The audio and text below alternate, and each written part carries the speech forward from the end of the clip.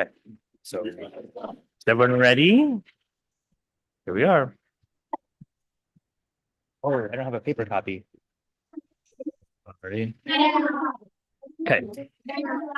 We are going to start. So, welcome to the September 26th regular meeting of this Issaquah School Board. We will start with Pledge of Allegiance. I pledge allegiance to the flag of the United States.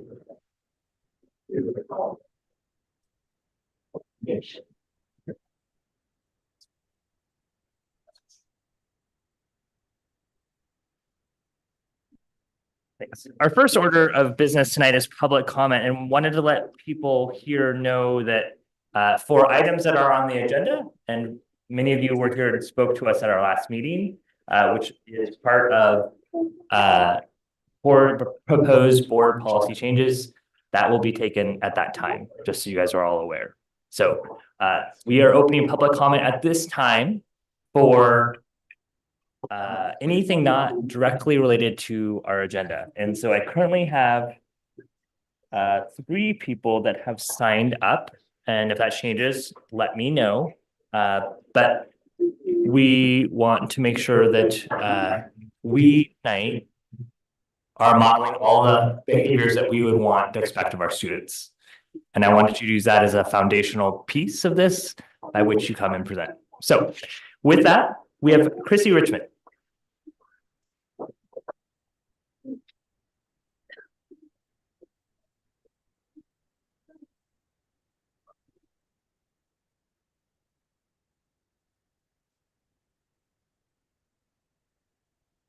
Hi, can you hear me? Hello, school board members. My name is Chrissy Richmond, and I am on the paraprofessional bargaining team. And I'm a para at Issaquah High School. I work in the wood shop and material science.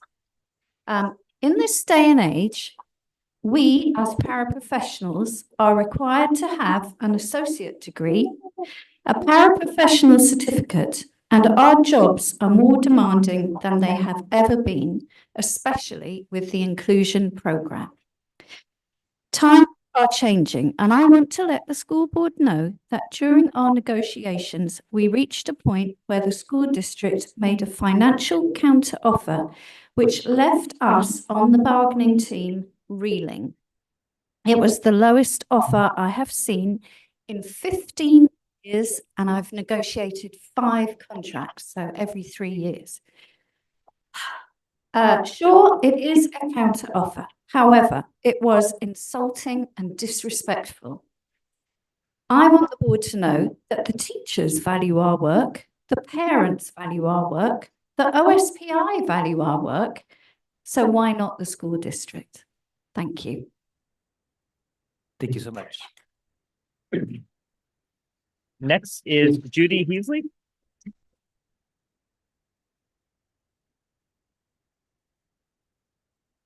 Judy?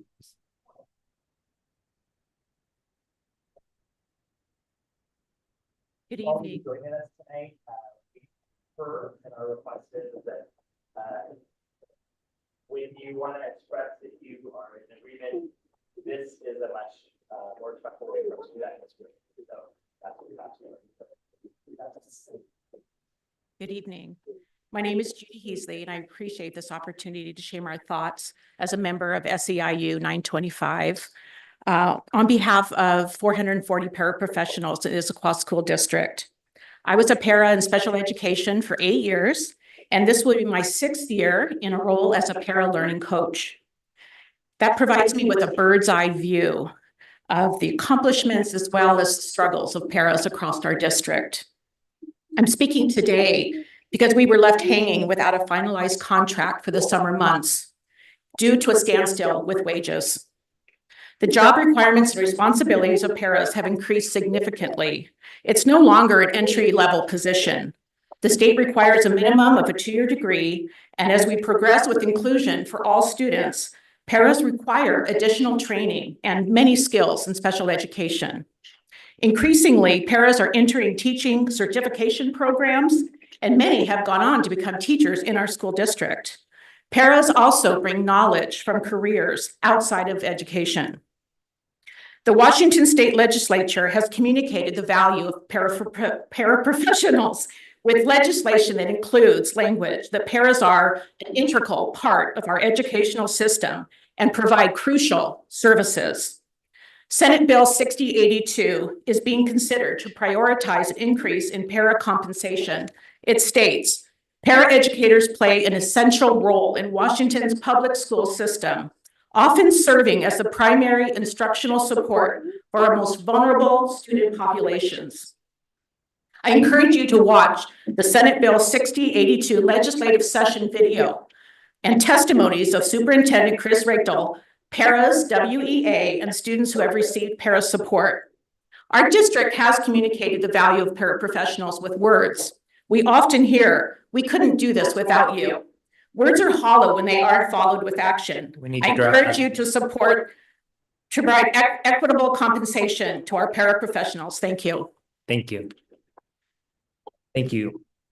Next is Deanna Goddard.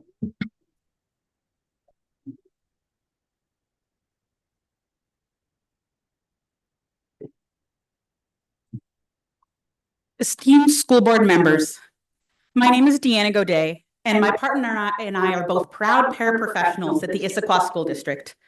We both work in special education. He is an LRC2 para at Sunset, and I'm a unique needs specialist, serving students, some of the highest needs students in our district, from elementary through our post-high school community transition program. Neither me nor my partner would say it is a thankless job. We are thanked every day by students who are happy to see us and by the smiles on their faces when they achieve a task they previously struggled to complete without support. Teachers, admin, and parents consistently thank us and tell us that our schools would simply not run without the work that we as paraprofessionals do. I think that is why it is so perplexing that our wages remain such an issue. My partner is a type 1 diabetic working on his bachelor's degree, and even with both of us working summers in the district to supplement our income, and even with taking every opportunity to complete professional development and work opportunities outside of our typical work hours, and even with taking advantage of all the financial aid options that apply to us, we still find ourselves anxious about money every month. In fact, we are unable to even live in the district in which we serve. We simply do not make enough money to live here. I, my partner, and the paras of Issaquah School District are fighting so hard for an increase past the amount that has been proposed because every single dollar matters for us. Make no mistake, we do this job for the students above all else, but our passion alone cannot pay the bills. Please consider a fair increase in pay. Thank you. Thank you. Were there any others on this topic in the room that wanted to speak? So if so, you would make sure you go over there. Is there anything to sign up for or just come up? Actually not on this topic, but I have my kids here and I need to speak now and take them out. Can I please do that since you moved it from the beginning? Okay, hold on. Anyone on Zoom that is here to speak on this topic? No. Okay. So before we move on, and I'm happy to do that, I want to first acknowledge and thank you for your courage to come tonight and share your thoughts and opinions. And I want to express on behalf of the board how we believe that paraeducators are integral to the success of our students in this Issaquah School District. And I wanted you to know that. So for us, we are ready to move on and talk about one person, and then we'll have the rest be in where we have embedded it. Okay? Thank you. Yeah. Okay. You're fine. Oh, sorry. Did you want to speak as well? So we're gonna just pivot, just one more. Just to keep us all on the same topics. I'm just trying to keep some organization to this. So, and if you would announce us to your names so we know. Perfect. Thank you. Hi, my name is Cara Pellegrini. I work at Liberty High School as an LRC2 and LRC1 paraeducator. I'm also a student teacher at the moment in special education. I want to express my gratitude to the district for your contribution to the fellowship that I'm attending through SPU. But I'd also like to say, I'm not able to afford to add an ASL class to my SPED degree, and I already live at home with family rent-free. I don't understand how I can't pay out of my own pocket to learn ASL to support students with language differences on a wage that should be able to like support that. Like, I live at home with my parents. I can't afford my bills still to this day.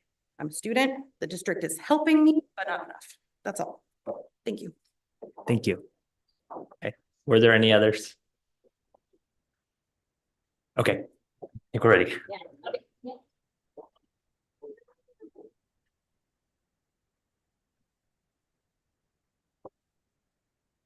My name's Chelsea Schaefer, and I have been teaching IB Language and Literature HL1 at Skyline for the past 11 years.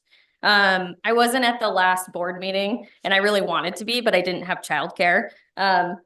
And once again, I don't have childcare, but I'm here today because honestly, I didn't really believe that our district that prides itself in collaboration and democratic processes would have a school board that was willing to move forward with a vote on an issue after receiving a letter from our department with signatures asking just for more time to think about the process and work together to come to a solution. And when I saw on the agenda that there was a possibility of a vote tonight, I was honestly really shocked. And so I decided to bring my children here with me because I don't have a choice. And with all of this too, my children are here right now when they should be, you know, in the bathtub getting ready for bed. But this issue is really important to me. And so I felt it was important to be here. I've taught IB Langlet 11 for 11 years now. I've built the program for the Langlet course with my teaching partner, who is also here, from the ground up. And if there's questions for the course, like, and people are wondering about the course, I'm wondering why no one on this board asked me, because I have been like teaching this for so long. In terms of teaching for over a decade in this district too, I am honestly just shocked that no one bothered to talk to me. When we think about this too, sharing inaccurate and harmful statistics about the course that I teach also was very shocking to see in the last meeting as well. And it's inaccurate and it's harmful to the community, sharing inaccuracy in the statistics. Especially for a course that is beating the world average by 1 full point as well. I truly believe that the Issaquah School District is a great place to be, so much so that I want my children to go here. My daughter is about to start kindergarten at Discovery next year. And I know this district prides itself on collaboration and democratic processes, but this makes me question whether or not that is true. And I hope I'm not wrong when all we are asking is for more time. We just want to work with you to find a solution. And it's something that's very important to us. Thank you. Thank you so much. Okay, is there any other public input on any other topics that are not on our agenda for tonight? Any on Zoom? Okay. Thank you. We will try and move through our agenda as quickly as possible to honor everyone's time as well. So we appreciate that. And everyone here is welcome to stay throughout our whole meeting. We would be happy for you to hear about the things that we talk about. So the next item on our agenda is approval of the consent agenda. I move the consent agenda be approved as presented. Second. Perfect. Any discussion? No? Okay. All those in favor, say aye. Aye. Sydney, are you able to unmute just so we know for future? We just can't I hear you. am I am unmuted. So that's something that's, Sarah can volume read in her the room? lips that said aye, but so Stephen, if you would fix that part as we Turn so we're ready for volume in when the that goes further. Okay. Approval of consent agenda has passed. So next is establishment of the regular agenda. Are there any changes? Nope, there are no changes. Perfect. First item on our regular agenda then is works in progress. Superintendent. Okay, great. So I want to start off with some great news and a congratulations to Clark Elementary School under Principal Christy Otley's leadership for being awarded the Silver Medal Award in the Seattle Times Best in the PNW People's Choice Award, and that's for the elementary school category. So it's incredible to always have the amazing work of all of our schools be highlighted, but in particular, because we have such a veteran and well-respected principal leading at Clark Elementary, and also the amazing community that is Clark Elementary School. I want to make sure that people know about that, and that just came out this week. We'll hear more about the bond a bit later, but I do want to say now in this works in progress update that this week has been busy, as was last week, as will next week be, with many staff information events for the bond initiative on the November 5th ballot, and then also in support of school board member presentations across the community, and especially at several PTSA events, in which case I think several of us have been at 2 PTSA meetings back to back, where we could do that from a scheduling perspective this week in the nights prior to tonight. So thank you to all of our school board members for their support and leadership in the community on behalf of our district. On that note, we had an opportunity today, Martin Turney, myself, and Jordan Frost had the opportunity to meet with 15 students across the district that are part of the ASB to share information about the bond. And really, most of their questions were really super helpful and were focused actually on the safety and security aspect, which was a top priority within the bond package that was developed and recommended to me, that was passed on and voted on to put on the ballot by the board, by the bond advisory committee. So it is very salient that the safety and security questions are top of mind, as we also have a presentation about that in a few minutes. I do want to have share an exciting update as well about the facilities use for our community. So we, as the board knows and the community might remember, we did increase our theater manager positions to have full-time positions this year. And our facilities team has met with theater managers from across our 3 comprehensive high schools this week to plan and prepare for opening our theaters to outside rental groups. So our theater managers are currently updating their theater guidelines and protocols for rental groups. And this is a return to something that had previously been in place, but was disrupted by multiple things over the past few years. And we're planning to open up for outside rental groups effective October 1st, which is just next week. The team will be reaching out to some of our previous and known users of our theaters, such as the Evergreen Philharmonic, to let them know. And we'll also be working and reaching out to the city of Issaquah, who also works with other local arts organizations, to let them know of this exciting next step with our use of facilities. And then, of course, our communications department is always on the ready to help update our facilities rental website with this information. Other great things to highlight is that our voice mentorship program is the largest school mentor-based program in Washington State. We expect to serve 600 students or more this year, and we've recruited 60 new mentors this current year. Our mentors speak over 22 different languages. And we have continued outreach to support families as they prepare for this school year who are new to the district or have questions and are new to the technology being used. So in particular, we're supporting our families with the use of Canvas for information nights that are more group oriented, but then also offering one-on-one support. And then we're doing ongoing efforts to translate or interpret several of our communications to reach families in their primary home language.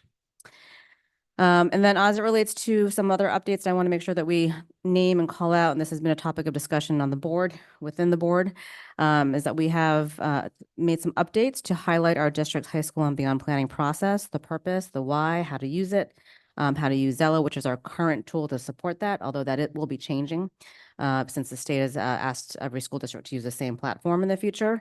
But it's always good to make sure that we have that purpose, rationale, and accessibility available for our students and their families. And there are also lessons that are available online as well for grades 6 through 12. And I want to appreciate and acknowledge Melanie Bonanno for her work in that effort. I had a note here about some of the work ahead as well for this year. And we continue to focus on our human relationship resource team with all of our unions. This year, we are bargaining 6 out of 8 contracts. And it was salient tonight, given some public comment and attendees here. But we did have that bargaining start last spring. And we had been reaching out to schedule time, and the time that was settled and the first time for bargaining and resuming those conversations is next week as well. So I wanted to make sure I had highlighted that. And we'll be continuing to establish different bargaining times with our other labor units throughout the year. On a final note, we are coming up on October 7th. And on this date last year, Hamas attacked Israel.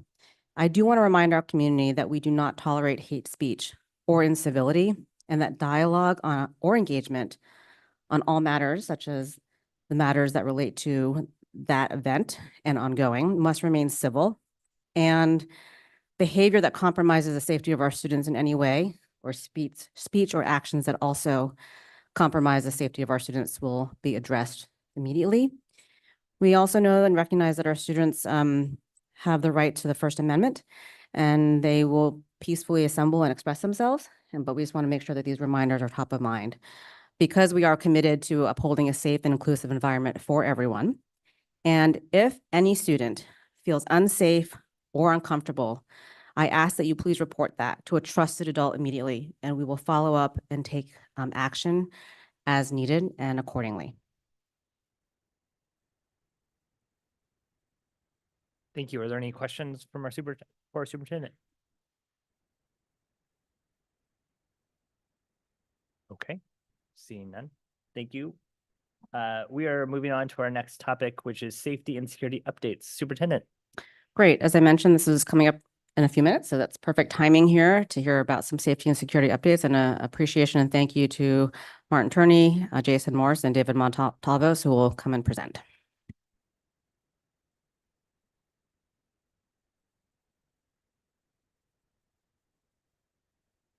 Members of the board, Superintendent Tauyik, thank you for having us here tonight. My name is Jason Morse. I'm the Executive Director of Operations for the district. And good evening, board and superintendent. I'm Dave Montalvo, Director of Safety and Security. So we're here this evening to update the board on practices and be available for questions regarding safety and security in our district. We do have safety and security officers assigned at our comprehensive high schools and most of our middle schools. We also have a security lead officer that works at all the schools and patrols the district. One of the things I'd like to highlight about your security officers is that they've all been trained in House Bill 1214 in such topics as constitutional and civil rights of students, working with students with mental health issues, and de-escalation techniques. And we continually train on a monthly basis to have the best practices to help assist our students in the buildings. They're also trained on an annual year on AED, first aid, Narcan, safe care, CPR, and stop the bleed. Some of the other highlights that we're very proud of is our partnerships with local law enforcement and our fire departments. With this partnership, we believe it unlocks additional resources and intelligence. Our local law enforcement that we have multiple jurisdictions that we work with, such as Bellevue, Issaquah, Newcastle, Sammamish, and the King County Sheriff's Office. The fire departments we have is Bellevue, Eastside Fire and Rescue, and Renton Fire Department on the South End schools. We also train and work with the FBI and the DEA on as needed basis.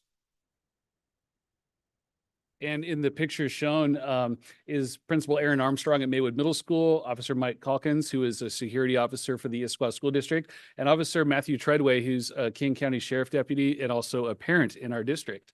And we're thankful we partner with Officer Treadway on multiple trainings throughout the school year. Some of our projects that are ongoing right now, we are working on combined training for our nursing staff and our security staff in advanced stop the bleed techniques and other emergency response scenarios.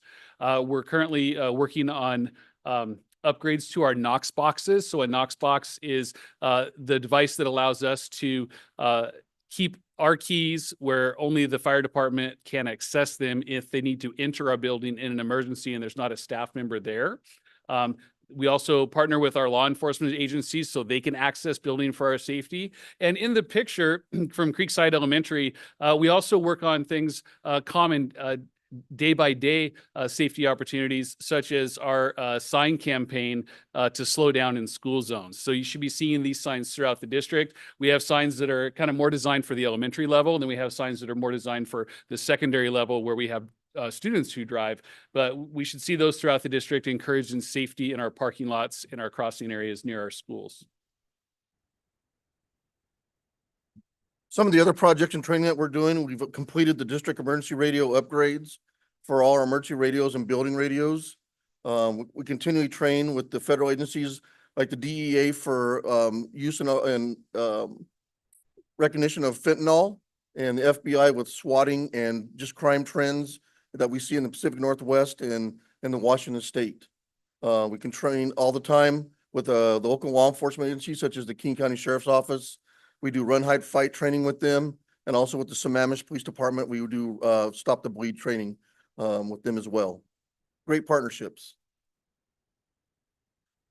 So I wanted to highlight some opportunities for reporting concerns within our district. So these are snips, pictures taken from our safety and security website, and they involve reporting a concern. So you'll see that we do have, and it's used, an interactive opportunity to support or to submit rather anonymous tips, whether they deal with harassment, intimidation, and bullying, or a safety tip.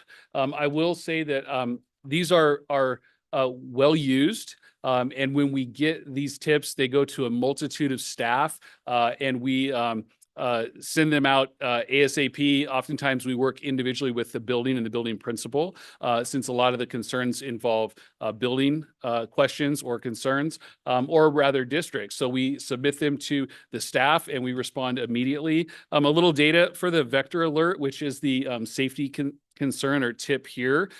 We served over 143 of those last year.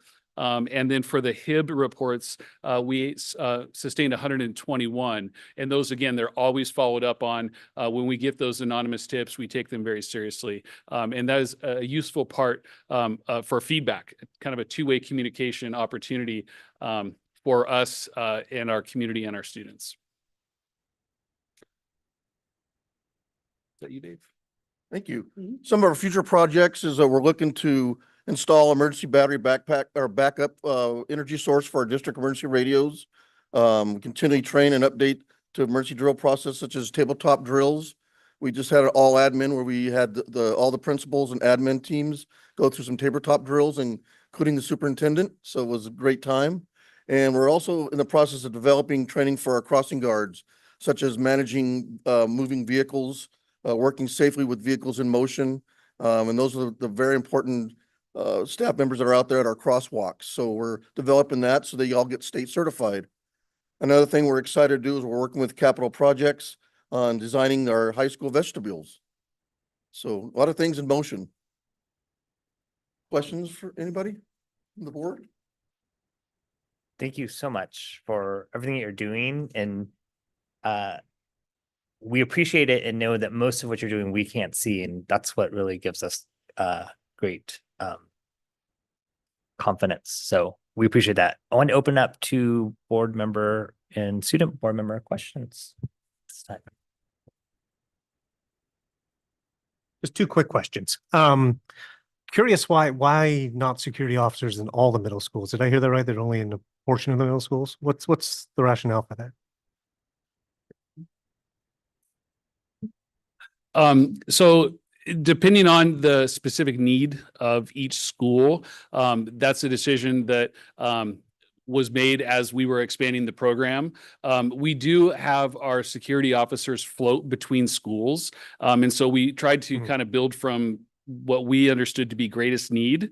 But in addition to that, we do have the security officers placed in proximity so that they can help respond should there be issues. And I would articulate that we have a tremendous amount of overlap where we actually if an officer at a school that doesn't have a security officer, such as an elementary school or one of the middle schools, we have our lead security officer who's floating the district and can be responsive to those. And then all the regional officers can be responsive to those. So perhaps in the future, we would be able to expand our staff and continue to every secondary. But right now, this is kind of the bounds of our staff. And we've chosen to work within that, place them strategically so they can help respond to those. Thank you for the question.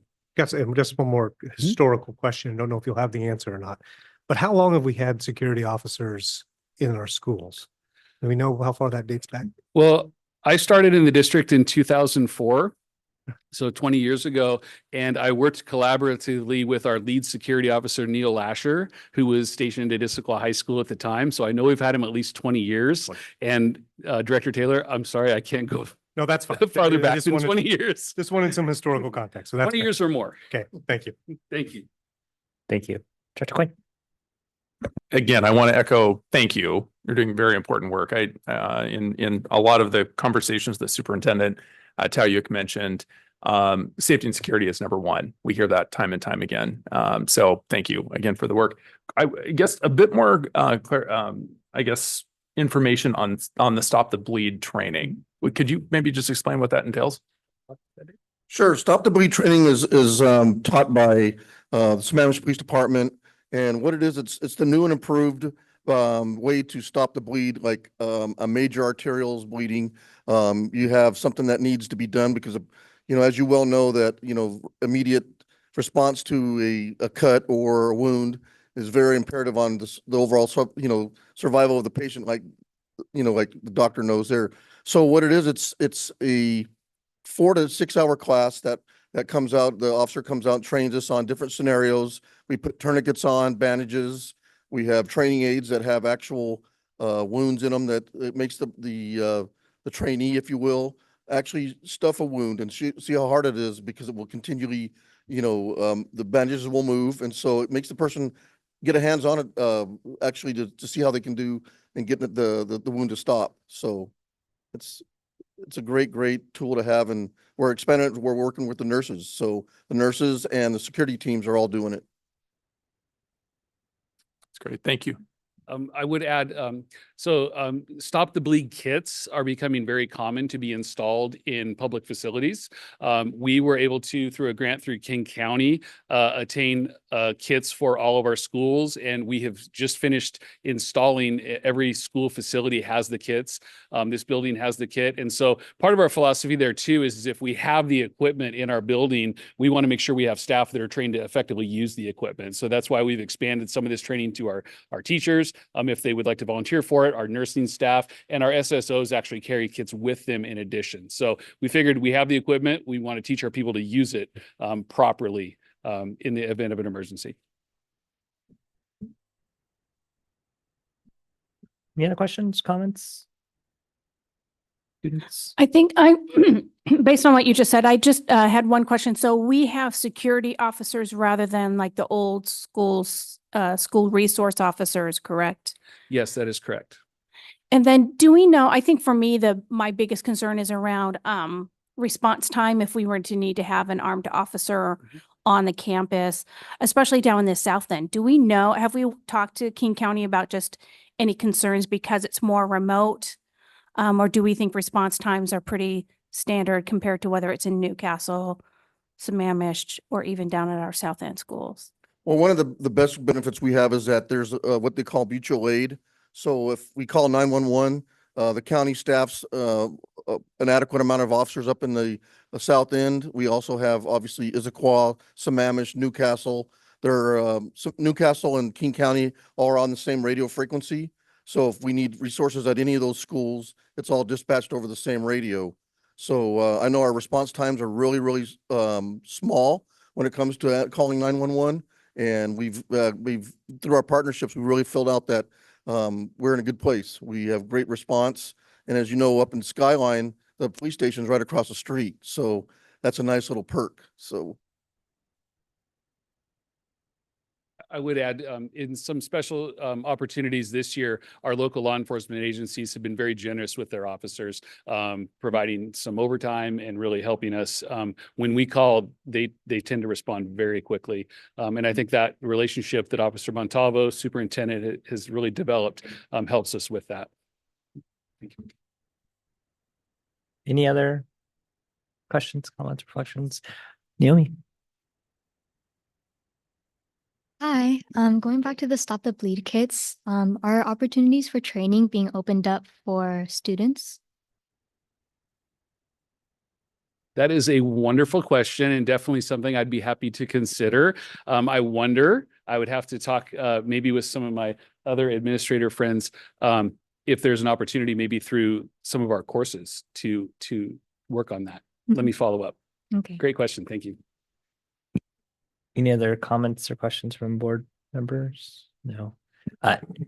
Just a meeting note, we don't take public input or questions from the audience on the items, so thank you. You are more than welcome to reach out to any of our staff who are currently here, as well as to send us an email. Okay. Next item on our agenda is bond update. Superintendent. Great. Well, we, as I mentioned earlier, my work's in progress and things that are happening around the district. We were very busy supporting and getting out information and responding to queries or questions that come up. We have about less than 10 sites across the district to get to for staff information about the bond and to share the resources available to the community. And I will then let Martin Turney take it away with additional information about what we have been up to. Sure. So Martin Turney, Chief of Finance Operations. I'll just go over some highlights related to the bond here. And I wanted to first show what we just received today, some more signs. These are kind of the yard sign style. You do the QR code and get some bond information and link to the website. And so this is kind of like what they were showing earlier with the traffic signs we put out and some of our job announcements and kindergarten registration. So similar type of deal there. It was mentioned earlier how many meetings, staff meetings we've been making, and looking forward to the next couple of weeks getting a few more in. So that'll be nice. And we've been in a continual process of updating the website and the Q&A as we hear more questions out in the community. So we make sure we're trying to address those and give a landing spot for people to get information. I know some video and newsletter content will be coming out shortly as well. That's being developed. A reminder that at Salmon Days, in addition to some hiring information, we'll have some bond information sitting next by, close by. And then, of course, just a reminder, we're about 3 weeks away from the ballots being mailed out on October 16th. So that was just kind of a quick update on what we're doing and where we're at. And if you have any questions, I can take those. Any questions? And I know we had students here also learning about bonds from our superintendent and her team this morning or this afternoon. No questions. It's been so thorough leading us up to this point, so appreciate it. I guess my question would be, Superintendent and Martin, have you guys gotten are you getting questions from the community? Are people emailing, asking either follow-up questions that aren't answered on our website or things that you're getting as you go through buildings and then people send follow-up questions? Is there anything surfacing? I think we've gotten a handful of questions, but there hasn't necessarily been a trend across them.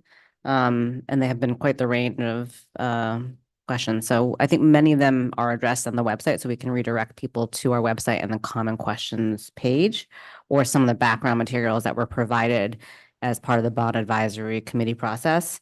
But that's my sort of general take on that. But Martin, you might also have some additional.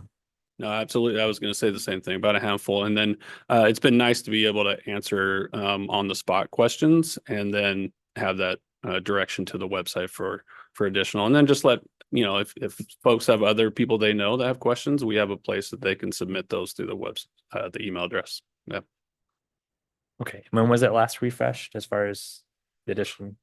About a week and a half ago, but it'll be refreshed again actually this week with some On the refinements. verge. Thank you. Thanks. Oh, Director Raldo. I do think it's interesting, one of the questions that I received, and it reminds me that so many of our community members might be newer, that when they looked at, they were asking about, well, what would the timeline be for a comprehensive high school? Because you would have to do land acquisition and permitting, and this could be years. And I'm like, well, actually, so that was, but it was actually surprising for me that really educating our community, like we have a plot of land permitted, ready for shovels. And so, so I was encouraged by that and thought, well, we need to throw a really big celebration when we are breaking the ground on that. I said, as soon as, when this bond passes, I will be out there with a shovel to make sure that we have said we've started construction. Actually, just I'm going to add on to that too. Even foundational, fundamental questions we shouldn't be overlooking. I was reminded yesterday, I was talking to the PTSA at Apollo, that we have people new to the country, that the whole concept of a bond to begin with is a new concept. And we were encouraged to kind of put some of that information on our website as well, just as a starting point as to what is a bond, what are we using it for, what kind of instrument is it, so on and so forth. So anyway, just adding on to your point. Yes. Okay. Thank you. Thank you. Next item on our agenda is capital projects update. Superintendent. All right, well, Martin Turney staying here at the podium, and he's joined by Tom Mullins, and this is part of our monthly updates about our capital projects and continuing to maintain a level of information sharing about progress with the community and our fiscal stewardship of taxpayer dollars. So thanks, go ahead. Yep. So I'm just going to start. Tom's going to walk you through most of these slides and take credit for the work that him and his team are doing.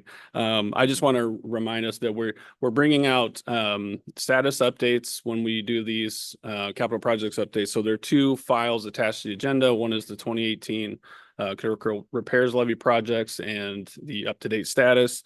The other is the 2022 critical repairs levy and status. And one item there is that we have added those $44 million of repurposed projects, those safety projects that the board wanted to get started on right away. So they are now on that tracking list, so you can see those as they progress.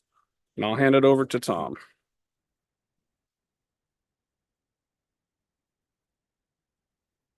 Good evening, everyone. Purpose update the 2018 and 22 critical repairs, and then update on some other projects that the Capital Projects Department is working on. A few of the projects that we've completed recently in the 2018, the focus levy was Challenger Elementary School painting is complete. Some work on the Briar Elementary School gutters. Beaver Lake, a middle school fire alarm replacement. And I'm going to have to make a note on that although it's complete and accepted, there is an issue with the elevator that's not allowing us to put the last two devices in. But for all intents and purposes, it's up, running, and the fire marshal is happy. Maple Hills Elementary School fire alarm replacement is complete, and the Maple Hills DAS system is complete. A couple of the projects that are in process right now, Maple Hills Elementary School playground rubber matting is starting design. Transportation Center shops AC is in process. Equipment's being ordered, and the contractor will be starting probably actually out on site in about a month. The equipment's a little ways out, so they didn't want to get in too early. Challenger, there's some miscellaneous repairs at Challenger Elementary School that are still in process. Same with Endeavor has some HVAC repairs. We decided to do a couple replacements of units in the gym, some large units that have been causing the maintenance department a lot of problems lately, and so we've chosen to use some money to repair those. Some more miscellaneous repairs at Endeavor, and then Sunset Elementary School miscellaneous repairs. We're going to repair that the exhaust fan system there is old and struggling, so we've chosen to use that as a miscellaneous repair there and get that done. The 22 levy projects, as Martin mentioned, that we recently enacted and got going from the reallocated money. The early learning center options is in process. The land for transportation is in process, looking for land. The vestibules at the 3 high schools, we've met with all the principals and staff for the first round. We've got some good information from them and some interesting issues to resolve as we go about installing those vestibules. And then the fire alarm system replacements at the first 12 schools are starting. 6 of the 12 are in design, and we'll be packaging those up and probably right after the first of the year, getting those out to bid. Couple pictures of the vestibules. I think you've seen these. These are the preliminary proposed vestibules. We'll have some updated proposed picture renderings for next meeting next month. And because we've made some progress since these were done. And this is at all 3 of the high schools. Still the same schedule as we had. We're still in planning and design, and we'll be moving into the actual design here shortly. We continue to work on the next steps. We'll continue to work on the 2018 and 22 levy with focus on the 2018. And also the newly allocated 22 projects are a focus also. Continue work related to preparation for the bond, and the study and survey. As we have been for a little while in the final throes of that, working with the OSPI to get that information as they want it and submitted correctly. Any questions? Questions from board members? Director Coyne? Great work. Thanks for the update on all this. I guess question on the vestibules. You were saying that there might be some potential nuances, I guess, at some of the schools. Would that cause any delays? So it looks like spring of 2025 is what is not delays, just interesting things. Each of the schools kind of has their uniqueness.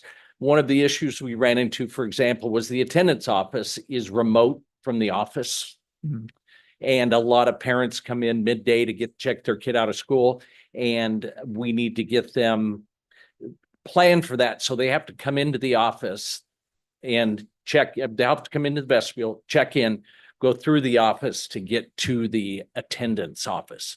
Whereas sometimes parents get used to just kind of cruising on through and going right out. And we've talked with all 3 schools, and they all agree this is going to help that situation. And Liberty, we were even looking at possibly relocating the attendance office to make it more in proximity to the office. So it keeps those parents in the office area and not going out into the hallway. That's great. Yeah. Hadn't thought about that. That's great. Yeah. Was all the nuances, I guess. Exactly. Thank you. Yes. So I see they have vestibules listed for like the first 3 high schools, the comprehensive ones. And I was curious why Gibson Eck isn't getting one. Gibson Eck has a vestibule in their school right now. You intercom in and you come in. We're looking at possibly moving that intercom system in and making it more like the high schools, the other 3 comprehensive high schools. And there's some modifications that we're looking at there that we're kind of learning from the other 3, and we're going to try to apply, if we have the funds, which I'm sure we will, into Gibson Eck and make it more like the other 3. Right now, you have to wait outside when you go to Gibson Eck, and we want to try to make that a more inviting environment and allow people in as we are doing at the other 3 comprehensive high schools. So yes, thank you. Yeah, Director Just a quick question. I saw in our board materials somewhere this week, I'm not exactly sure, but I saw reference to the Clean Buildings Act audits on the schools. Are those done? What they call the investment grade audits or level 2 audits are done at the 3 high schools. Okay. And we are we're actually using the investment grade audit from Issaquah High to apply for an energy efficiency grant from the state right now. Jason Morse and I are working on that with people from the business office, and we're going to try.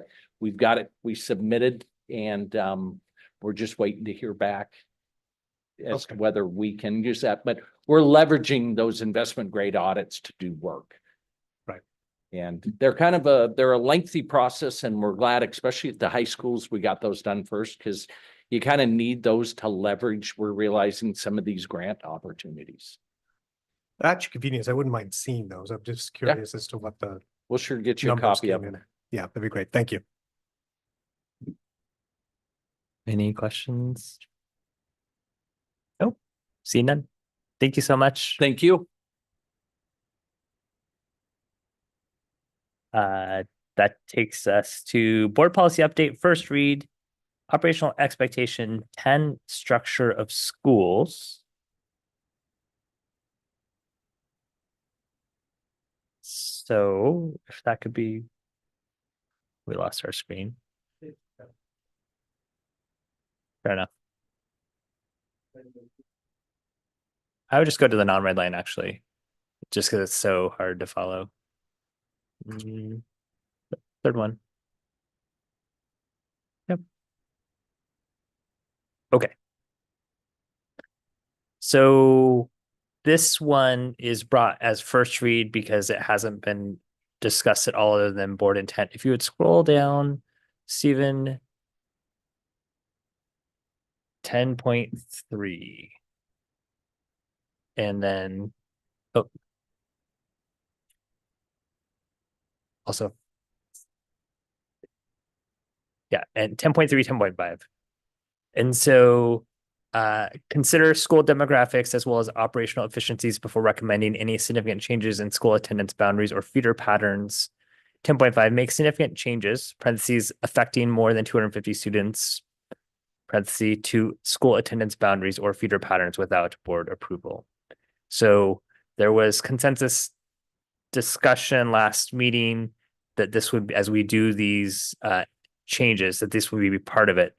So before we actually enter into board discussion on this, wanted to open up to public input. And I see that we have one person, and if there's others, and so be it. So, Dorana.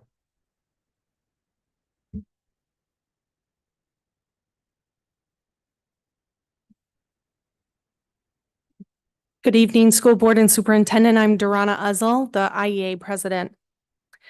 I'm here tonight to express concerns about the proposed addition of OE 10, specifically regarding the district calendar that's further up. I think it's 10.1.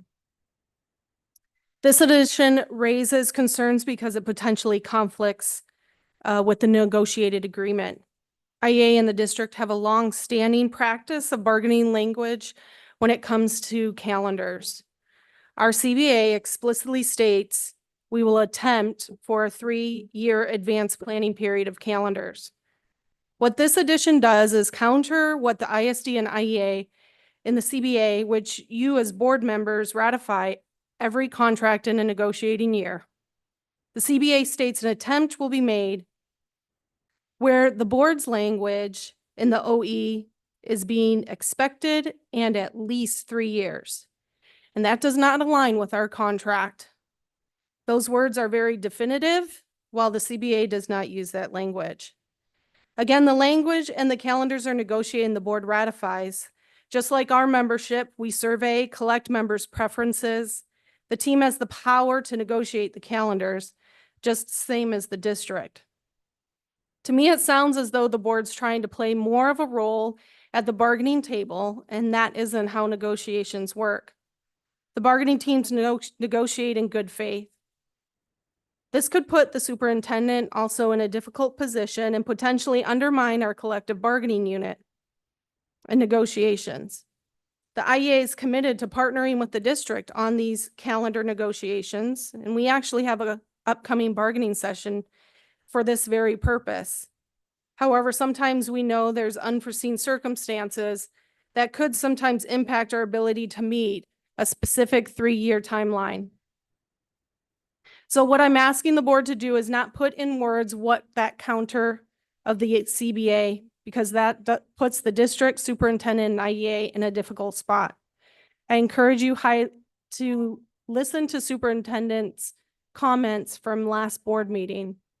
Let's focus on maintaining a collaborative relationship and adhering to the terms of our collective agreement. Thank you. Thank you.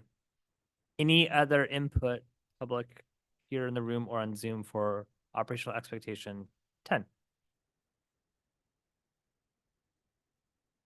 None in the room, none in Zoom.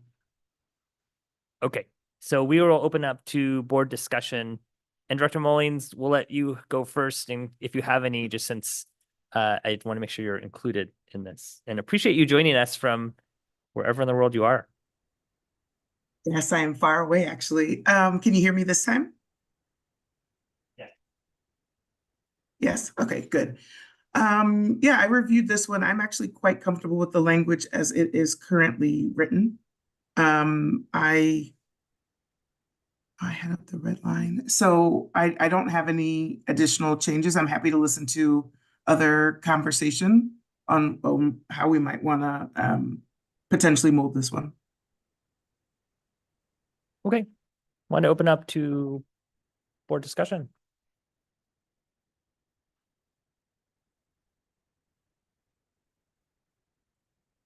Or not?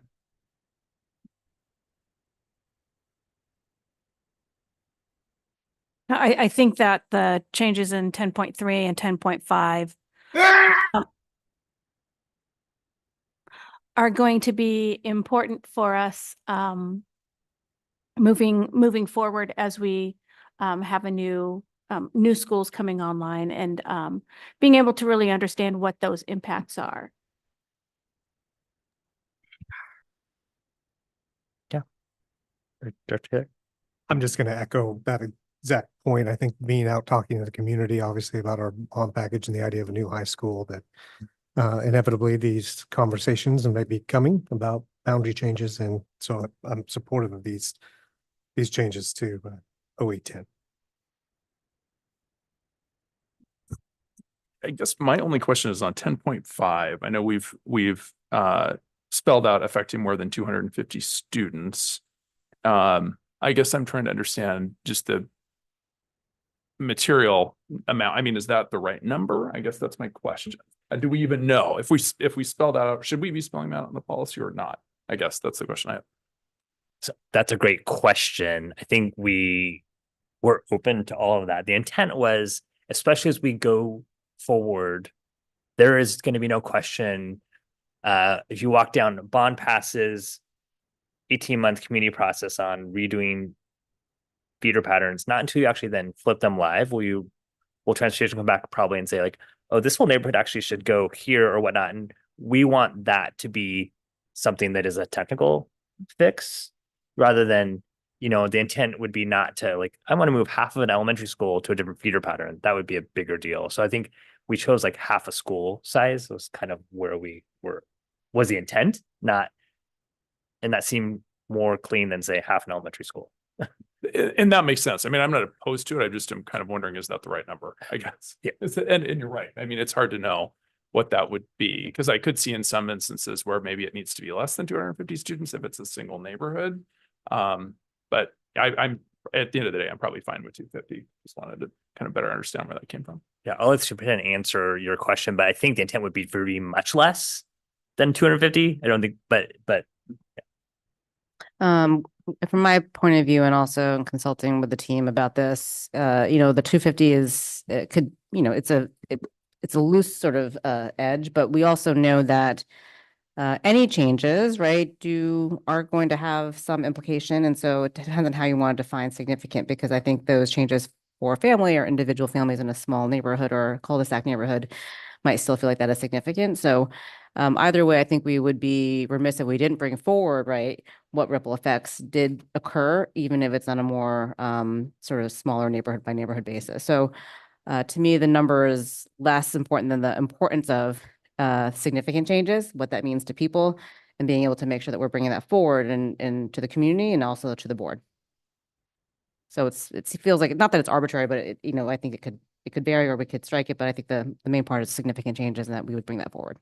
And I agree. I think in that context is helpful. And I think you're right in the sense that having a number there probably does give some sort of a threshold for it and does help to provide some definition in this case, because, you know, significant changes, if we don't have a number in there, yeah, it'd be hard to determine that when it comes to the board. So yeah, no, that's helpful. Just wanted some more context. Any other comments, discussion, any from our students at all? This is a more dry one, so I get. Yes, Naomi. Just have a quick one for you, Superintendent Talyek. Do changes to school attendance boundaries and feeder patterns happen often? Not during my time, and I don't know if that means often over the course of 2+ years is the right mark there, but they have happened in the past, I think, 5 years.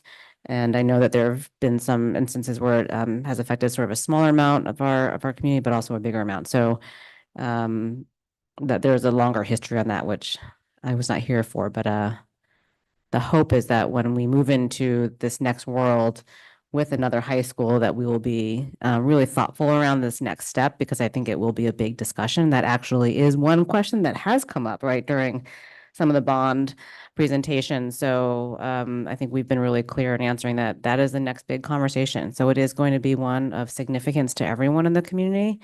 And I think it's valuable to make sure that we are bringing forward, you know, the information, being transparent with that process. And so that is something that we would want to do very intentionally and holistically in this next round. Thank you. And I just will state, when we always appreciate feedback on any of this policy and dialogue work. These are not expectations for IEA. These are expectations for our superintendent. And so we hear very clearly, and our role here is to represent all the families that attend schools here, as well as all of our staff here, that having calendars out well in advance is a priority. And that is what we are wanting to ensure that we codify, because without that, then our superintendent can be like, oh, well, I don't actually have to have a calendar out next year. And that would then be very, very frustrating for our community. It's in the same way that over the course of time, and this was long before me, like, I don't understand how mascots and colors got to be part of what we do. And I'm sure Director Moraldo can give us a long history on that. But there are certain things that the community values need to transcend into policy. And this is one of them. The intent is not to create conflict between the board and IEA, the district and IEA. That is not the intent. The intent is to give clear direction to our superintendent on what our community via their board believes should happen. So want to just be very clear on what our intent is. And to build on that, it is definitely not to move it out of being in the CBA with the teachers. It's still a bargained item. It's just setting the parameters that when that happens, we will need to have that happen so that we have 3 years worth of calendar. Any other thoughts, comments? Okay. Hearing none, this will move to second read at a future meeting, ideally the next one, but there's not beholden to that. We'll see how the next set of conversations go. Wanted to then move to board policy update second read for the numerous ones listed. And just as a disclaimer before we move into public input first, and I'll say this again later, just because something is on our agenda doesn't mean that it's on there for passage. In order for us to discuss it, and we don't have sidebar conversations, we aren't in some other room having conversations to decide what we're going to do. This is a space where we do that. We take OPMA very seriously, and this is where we discuss it. So in order for us to discuss it further and discuss all of the feedback we've heard from lots and lots of the community members, this is where we do it. And so for it not to be on our agenda, then we wouldn't talk about it. So that'd be weird. So I just don't want it to be interpreted as it's on our agenda. It means we're moving it forward. So with that being said, we want to hear what you have to say. And so looks like the first person is going to be Molly Peterson.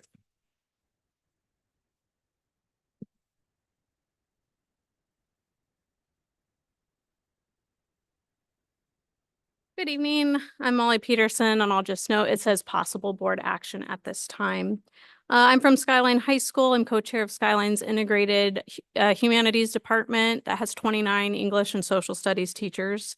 I really benefited from hearing at the last meeting about the board's intentions regarding the proposed change to OE 14 mandating AP courses at Skyline.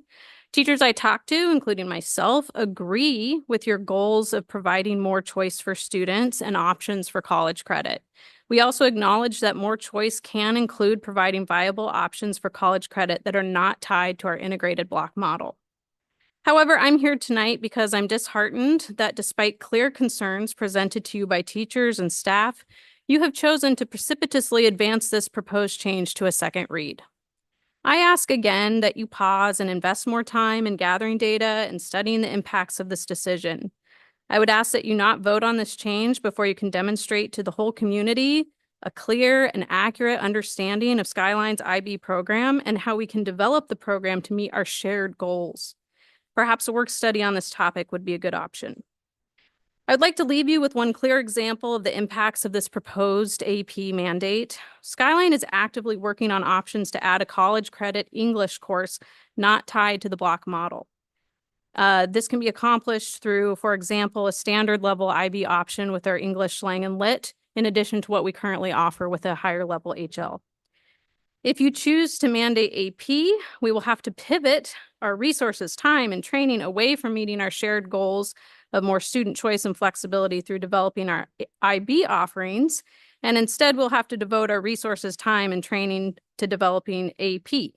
In this case, adding AP diminishes IB. Why choose to add AP when we can meet our shared goals through the IB program? Please do not vote to approve this change. Work with Skyline to understand all options available to you. Thank you. Thank you. Next is Danielle Vermeulen. Thank you. Hello, I am Danielle Vermeulen. I'm a parent of a Skyline junior and 2 Skyline graduates. I'm a college and career specialist at Skyline, and I've been a community member and volunteer in the schools for the past 21 years. These roles give me perspective and access to varied opinions of our community. As a parent and employee at Skyline, I'm disheartened at the proposed change and mandate to our curriculum that has not included collaboration of Skyline staff or clear communication to the students and families. At this stage, OE 14 lacks research, focus, and transparency. Haphazardly today, I attended a meeting here at the administration building discussing the implementation of ISD adopted pathway strategy 2E to create and communicate unique pathways to graduation that ensure students understand opportunities as aligned to the pathways and post-high school and their post-high school goals. As a college and career specialist, I'm part of the implementation team to deliver Zello lessons, as mentioned earlier in this meeting, to understand the interests and future goals of the students. This data is intended to drive curriculum and pathways for students. There are many different types of learners, and I believe vetting the needs of all the learners and considering the varied interests is imperative. Providing additional opportunities before serving the needs of those not already met just feels wrong. Thank you for listening. Thank you so much. Next is Gretel van Bargen.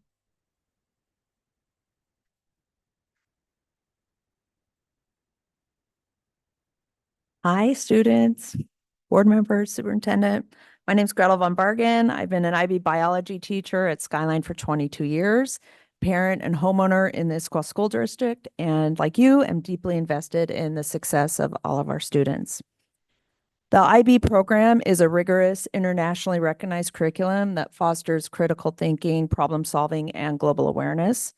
Not only do IB classes equip students to succeed in higher education, but with options for course by course and career exploration, IB allows students to explore specialized areas of interest no matter what their post-high school career path is. At the September 12th meeting, several board members expressed unfamiliarity with the International Baccalaureate program at Skyline. While I understand that everyone has their own areas of expertise, I'm concerned that the lack of understanding could lead to decisions based on a common logical fallacy known as the familiarity bias. The familiarity bias occurs when people prefer options or ideas that they are accustomed to, even if other potentially better options exist. This results in a decision-making process that is not accurate or thoroughly considering the merits or consequences of a choice. Please consider that the broader awareness of the AP compared to the IB does not mean that it is a better option when pursuing additional courses at Skyline High School. I implore you to pause, listen, and learn before making a decision that impacts funding, resources, and curricular changes as required by OE 14.3. Thank you. Thank you. Next is Amy Williams.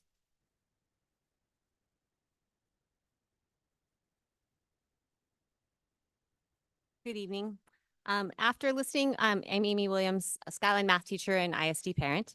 So after listening to the board discussion at the last meeting, I wanted to say a few things regarding OE 14. So in my 12 years as the math department chair, no one has emailed me to complain we don't have AP classes. For all the seniors I've written college letters of recommendation for or talked to about college, no one has ever come back to me later and said they didn't get into a college because they didn't take AP. I've received hundreds of emails over the past 16 years teaching here from parents and students currently struggling in their math course. These are from all math levels. They aren't asking for more college credit earning options. They want their student to be successful with the material they're currently learning. As a math educator at Skyline, I have ideas for policies to help our students, but you haven't asked me. Instead, you've made a policy decision that will require me to ask more of my math team than they're already doing. Several times a week, I will have fellow math teachers talk to me looking for ways to help a struggling student. Rarely are they asking for more ways to add rigor. We have plenty. When I think about the high stress level of my Skyline students, I worry that adding AP courses to the options available will only make this increase. I think of my daughter, who took AP Human Geography as a Liberty 9th grader. She felt peer pressure to do so, even though as an educator, I questioned the idea of taking an AP course in 9th grade and being ready for it. Many of our top Skyline students struggle with balance, and given the opportunity, they will just add on more tough courses to their already packed schedules. You have your personal experiences, and so do I. I would like to ask that the board make policy decisions around curriculum founded on the input of all of our students, staff, and parents. Thank you. Thank you. Next is Stephanie Anderson.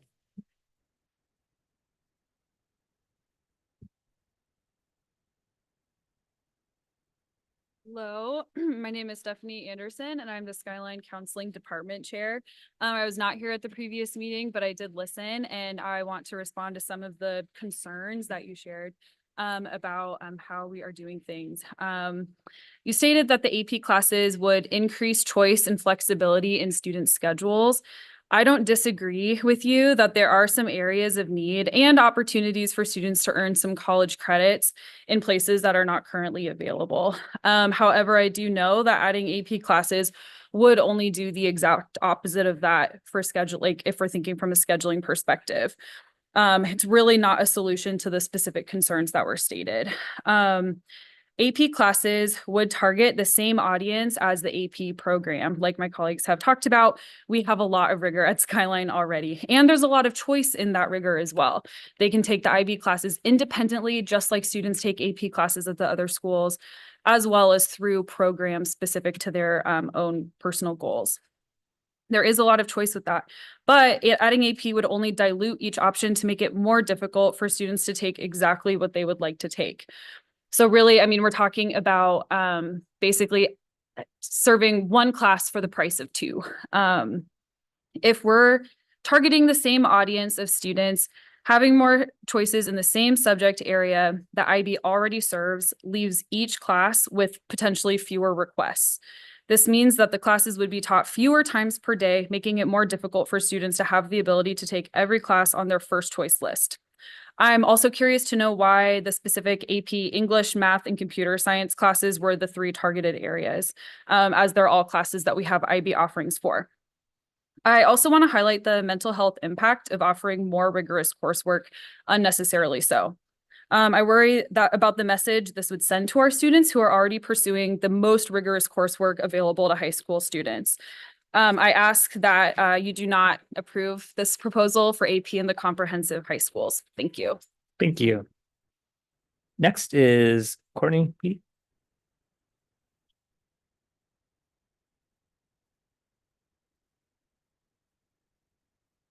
Hi, I'm Courtney Beatty. I am an IB English and history teacher at Skyline. I also have a sophomore currently at Skyline and a 6th grader at Pine Lake. In the last meeting that I was here for, this problem that we are supposedly solving with this seemed to kind of move.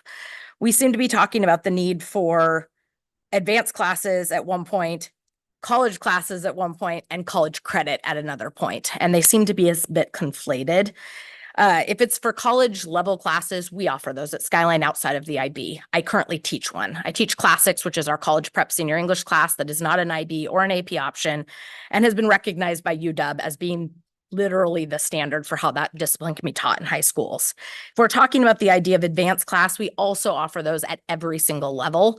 Calculus is an example of that, which my daughter is currently in the track to take, is always an advanced class because on-level math ends at pre-calculus. If we're talking about college credit, as everyone has stated, we have a lot of options and we have more options in the pipeline that we really would like to work through, especially attached to things like the standard level IB English class. It just seems we need to clarify what we're actually looking for and make sure that we're voting on something that is actually the singular topic that's being discussed as opposed to conflating these issues together. On another point, I am very nervous about the process this has taken. I've been in this district for 22 years, and this seems like the first time I've ever seen a top-down curricular decision coming from the board. We normally work with TLS. We normally work through adoption. I have never actually seen something that's this specific come from the board in my 22 years. I actually moved from a district that the last moment I was in a board meeting, I had a book banned by a school district who had not read it and was over the recommendations of district administrators and school administrators. They did not ask me questions. They told me that I was doing a disservice to students. I left that district for a reason. Thank you. Next is Megan Santos.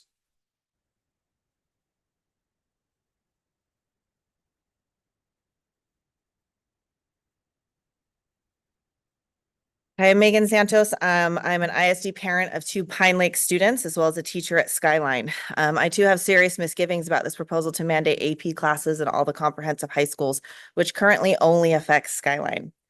First, I am upset that this proposal has been portrayed as a minor structural change and simple solution to a complicated problem, when it is in fact a major curriculum shift with far-reaching impacts for both students and staff. Generally, as Ms. Beatty mentioned, curriculum changes of this magnitude go through adoption processes that are extremely thorough, involving district curriculum leads, administration, teachers, and parent input and outside resources. I'm wondering why no such consideration has been given to this proposal, instead being buried near the end of a school board agenda amidst other minor wording changes with no far-reaching communication to the public. Teachers, staff, and parents heard nothing about this ahead of the first read and have generally been confused as to why it is being proposed in the first place. Let me make it clear that before this proposal, 0 efforts were made to discuss concerns or options with the affected school. At Skyline, we have proposals ready to create more choice and make college credit more accessible for students within our existing program, some of which are already in the works. At no point were we given the chance to present these proposals, as the initial reading of this proposal was given with no direct communication that a change was being considered.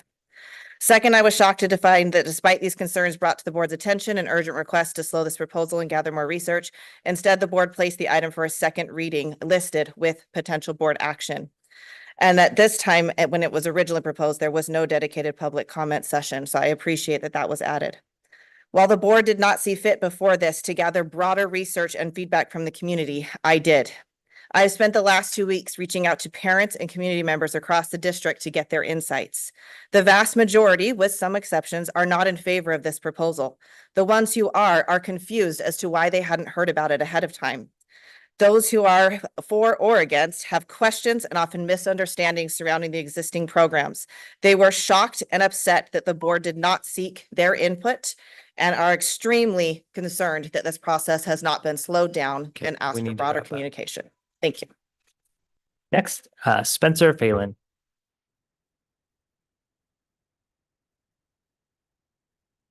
Hello, everyone. Thanks again for allowing me to speak tonight. I have appreciated the opportunity to speak the last time I was here. And again, I'm the IB coordinator at Skyline. I'm a former IB SL English teacher in my previous district.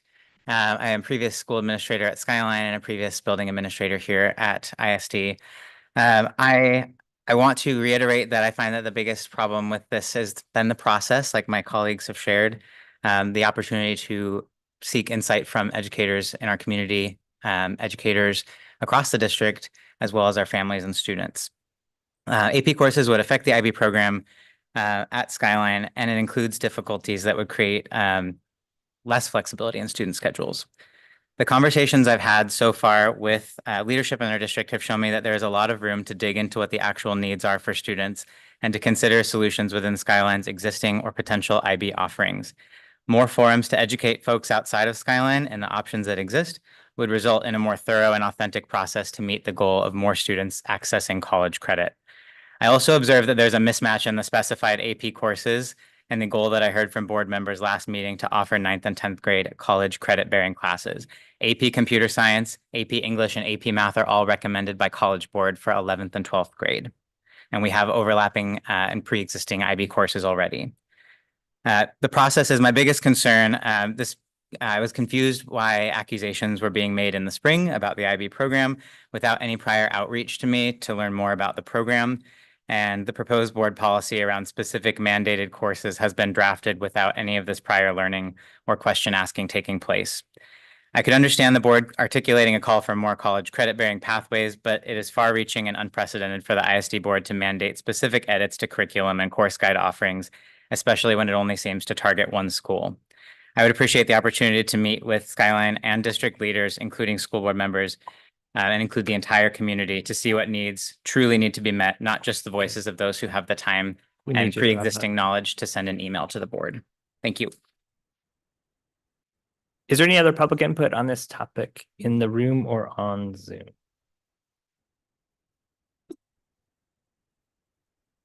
Nope. Okay. So what I'd like to do is move this discussion forward into any policy that isn't OE 14 first. And so when we look towards board action for all of these, it can take a couple things. We could go on them one by one, which I would not prefer, but happy to do. Or we could list all of them and then I would recommend to the exclusion of OE 14 so we can discuss that one. So my preference for sequencing would be that if there are any concerns for any of the others that have been brought forward a second read, that we discuss those now. And if there's other ones that are not OE 14 that we would need to say, hey, let's give this more time to think about, I would do that now. And then ask that we then move forward for board approval of all the ones that we don't have further discussion for. And then we'll talk about OE 14 at the end. Is that okay? Okay. Really quickly. So, although there's some conflict though when I look on the event information page, it says the board will hold their second reading of policy updates with possible board action at this time. But when I click on the highlighted secondary read board policy updates, it says no action. The board will conduct a second read of the following policy. So we've said in one case we might take action, and we said in this case, no action. What I am thinking might be a possibility is for us to go ahead and talk through these if we see no changes, or if we as a board have no changes, to put it on the consent agenda for next meeting. I agree with that. I agree with that. And I'm fine with that. Okay. So I would still want to see us take a motion to put them on the consent agenda for the next meeting, for the ones that we want to. Okay. And that will kind of shoot us down the middle. So are there any that you would want to discuss further to not move forward to consent agenda for the next meeting besides OE 14, which is in a separate bucket? Not from me. I mean, I think we've spent a lot of time, at our board retreat, and we've had many conversations dating back all the way to the spring about most of these. So I feel like I'm in a good place on the bulk of them, saving the conversation for OE 14. Oh, and I did want to specify that I don't have any changes to GC 12 in case the students are wondering, because that's the one that D's looking like, what about GC 12? So yeah, I would feel very comfortable putting that on the consent agenda for the next time. I would agree with that too. And I'm glad you mentioned GC 12 as well, as I know the students have a lot of work on that. So yes, I'm good with moving forward with those two. Is there any student input on these before we move them forward to consent agenda for the next meeting? Seeing silence. I do have one comment. Oh, yes. If that's okay. Of course, it's always. Yeah, I guess I disagree with some of the commentary that the rest of these policy changes are minor wording changes. I think that what the bulk of what we've been trying to do over the past year has been a significant update to how we look at policy language, and to ensure that the policies represent the intention that we have, and to create significant or additional transparency for what we mean in the policy. In that, we've taken a couple steps. First, in moving the governance model, right, to change the language to language that is written more in the positive, written in more accessible language. And then to look at every policy and value statement associated and determine if there are items in those policies that we believe needed to be updated, do not represent our current understanding. There are actually very significant changes in policies listed in this remaining list, including the one we just talked about in creating a advisory vote for our student representatives. We've had significant conversation over my past 5 years on the idea of what mastery meant. And so we've made updates to the policy to be much more clear. We believe in that language. So I think it's important for me, at least, to make sure we're clear that this is not some approach to bundle some change within other insignificant changes. It is absolutely to the contrary, and represents significant hours of work and significant hours of input. Also, it's important, I guess I just need to underscore where Director Gallinger, you started the meeting, which is, as I've heard many concerns about transparency, the process, et cetera, and to be quite clear that the process by which this board can discuss any policy is in this forum. We cannot pre-alert people of a conversation that we have not had. So the conversation and any change, which we started in our board retreat, which is in that boardroom, which takes multiple hours over multiple days, was to come up with what changes we think were important, and then to have in forums such as these to go through line by line, to give voice to each of them, and to give discussion and allow for input. So for me, it's just incredibly important to blunt this idea that somehow this has been an intransparent a process that is not exactly what we've always followed. So this is the process. The board has to calendar, has to agenda items for which we discuss, which is the process playing out. So I'm incredibly appreciative of people's time and energy and effort. I'm incredibly appreciative of the voluminous feedback we've gotten to date, and that we'll continue to get, and that we've continued to request. And where policies aren't ready, they won't move forward. But for me, it's just important to give some voice to this is actually transparency at work, and I appreciate people's participation in it.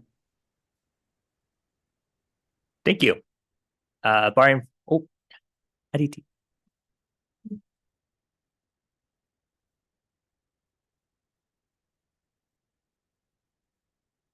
Okay. Yeah. I just wanted to say thank you so much to the board for being so responsive to us, and for helping us take our student advisory proposal to what it is now, which is the red line document, which is ready to be on the consent agenda for next time. So I just want to say thank you to all of you, and a quick shout out to Marcel Hauser, for helping us through this process as well.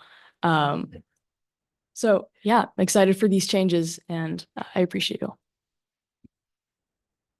And I would just send that right back to you. We are grateful for you taking a leadership role in doing this on behalf of not just the people here represented, but all the generation of students that will follow.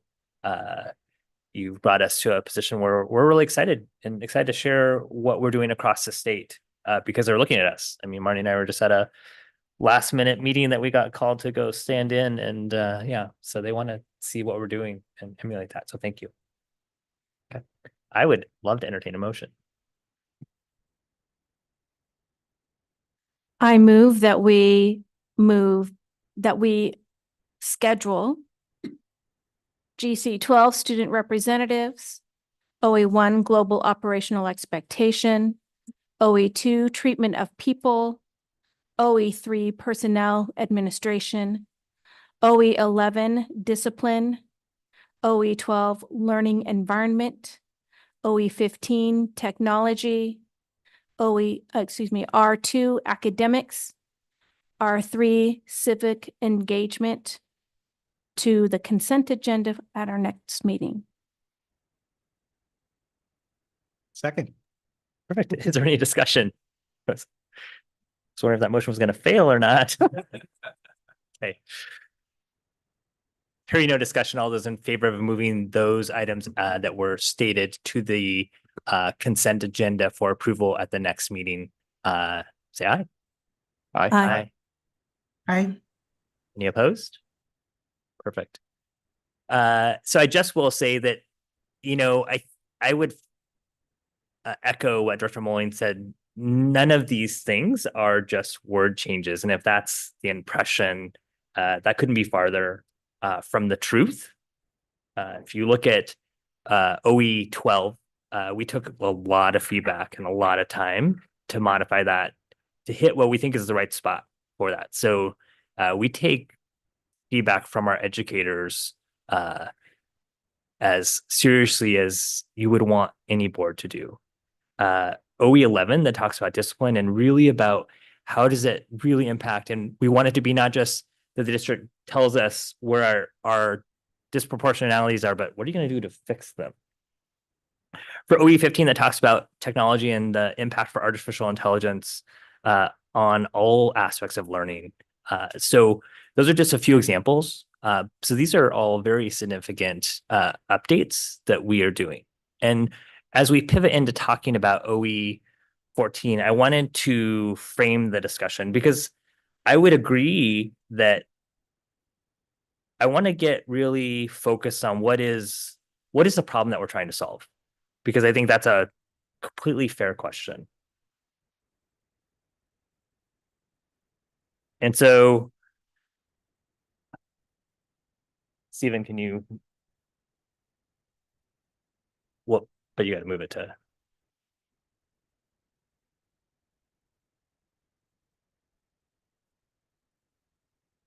Thanks. And again, this is not something that any board member has seen or superintendent, because it isn't something that we have done this ahead of time. So I say that also when there's a discussion, they may be on like, what is this? Where did this come from? So I want to start with the boundaries of conversation. So 70% of high school students at Skyline High School graduate directly to a four-year college pathway. For the 2024 senior class, 84 out of 531 graduates, that's 16%, were IB diploma candidates. Of the senior class, 361 out of those 531 graduates took at least one IB class. For 2024 Skyline students, they took 147 AP tests. That's the pass rate that you see. The most frequent AP tests taken were calculus, AB, statistics, calculus, BC. Some of the questions have been coming to us through email has been like where did this come from? So I wanted to start there. And then wanted to say this discussion is narrowly focused on this four-year college-bound student population. This isn't about the whole population within Skyline High School, but I want to acknowledge that IB isn't for everyone, and that we're committed to increasing educational opportunities for all of our students. But this conversation here is focused on what are we doing for our four-year college-bound students? And then wanted to remind everyone that we're talking about impacting less than 1% of the course schedule. 4 to 5 courses out of more than 600 that exist at Skyline High School.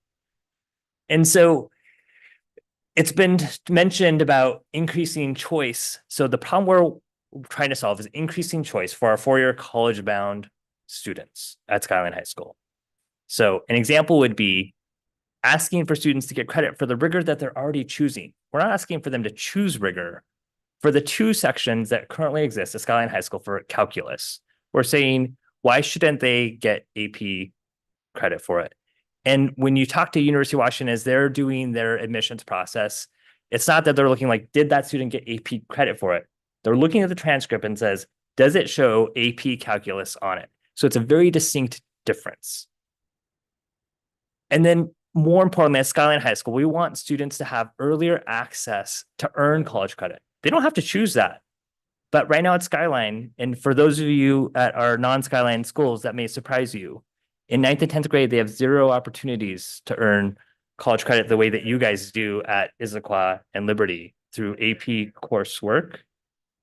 I would appreciate what you would want and to model for your students. So at Issaquah in 10th grade, 610 students taking coursework, 249 at Liberty. That's the data we have. So 9th grade students at IHS, sorry, I got those letters mixed up, took computer science, AP computer science. So again, we're not asking for there to be extra rigor. We're not asking for there to be different courses in that sense. We're asking for students who take these classes already to get the credit. And by getting credit, meaning like on their transcript, or to say you're taking this college level course in 9th or 10th grade.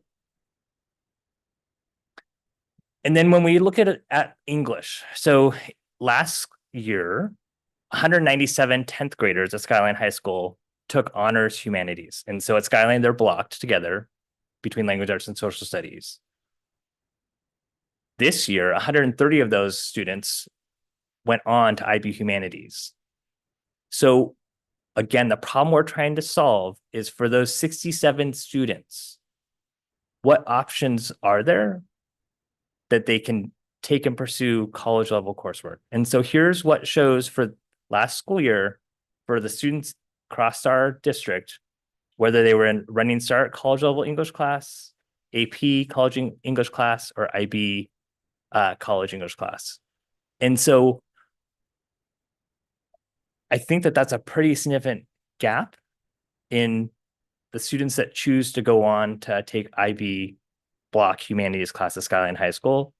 And we want to make sure that we have enough choice to give students the opportunity to take college level English classes in their high school if they don't want to do IB block. Lastly, we already mentioned about on the board agenda doesn't mean that it's going to be particularly approved. And then we really appreciate the feedback we've heard so far. And our future work is we look forward to hosting a listening session. And I would say that if the first process started with a listening session back in August, we would have been accused of saying, because no one would have showed up and they would have been like, well, why are you like, okay. And then it would have been, you held a listening session when no one is paying attention. So the sequencing of talking about it in a board policy potential update now, and then moving into actual hosted listening session, this is the time to do that and the sequencing to do that, because we offer that we're going to get feedback and that's what we want. So I would say we're following a process by which we want to directly solicit feedback, and we look forward to that, and we're not afraid to do that. And then lastly, I think it's important timing to recognize as we're talking about a fourth comprehensive high school, I think you're seeing the board highlight where we would expect the district, what kind of programming that they want. So the why now is the timing for, as we move into the rapid design phase for the next high school, that's all the parts that we're planting our flag in the ground for what we want to see. And that's what this is also about. So it's not narrowly just focused on Skyline High School. So wanted to just open up by framing it to get really clear on the what problem we're trying to solve, because I know that's something that Director Mullings always starts with, and I really appreciate that. So with that, wanted to open it up to first reflections before, and I promise we'll get to sort of at conclusion of the discussion for like next steps where we want to go, but wanted to open up for reflections first because we've gotten a lot of feedback. All right. Thank you, Director Gallinger, for framing that up. I know we've been looking at a lot of data around this. I think I want to acknowledge that there are two things that are true, I think, here at the same time. One, that there is a strong desire from within the parent community for more options, particularly AP options. But I also understand that this would create significant scheduling complexities at Skyline that actually could inadvertently create less choice. And so I definitely want to explore that further. As Director Gallinger said, I'm very appreciate all the feedback, that we've received here, public comment last week and this week, and then also all of the many emails that we've received too from members of the community. And that helps us to really determine what's best and how we make these changes and think about the broader policy changes that we make.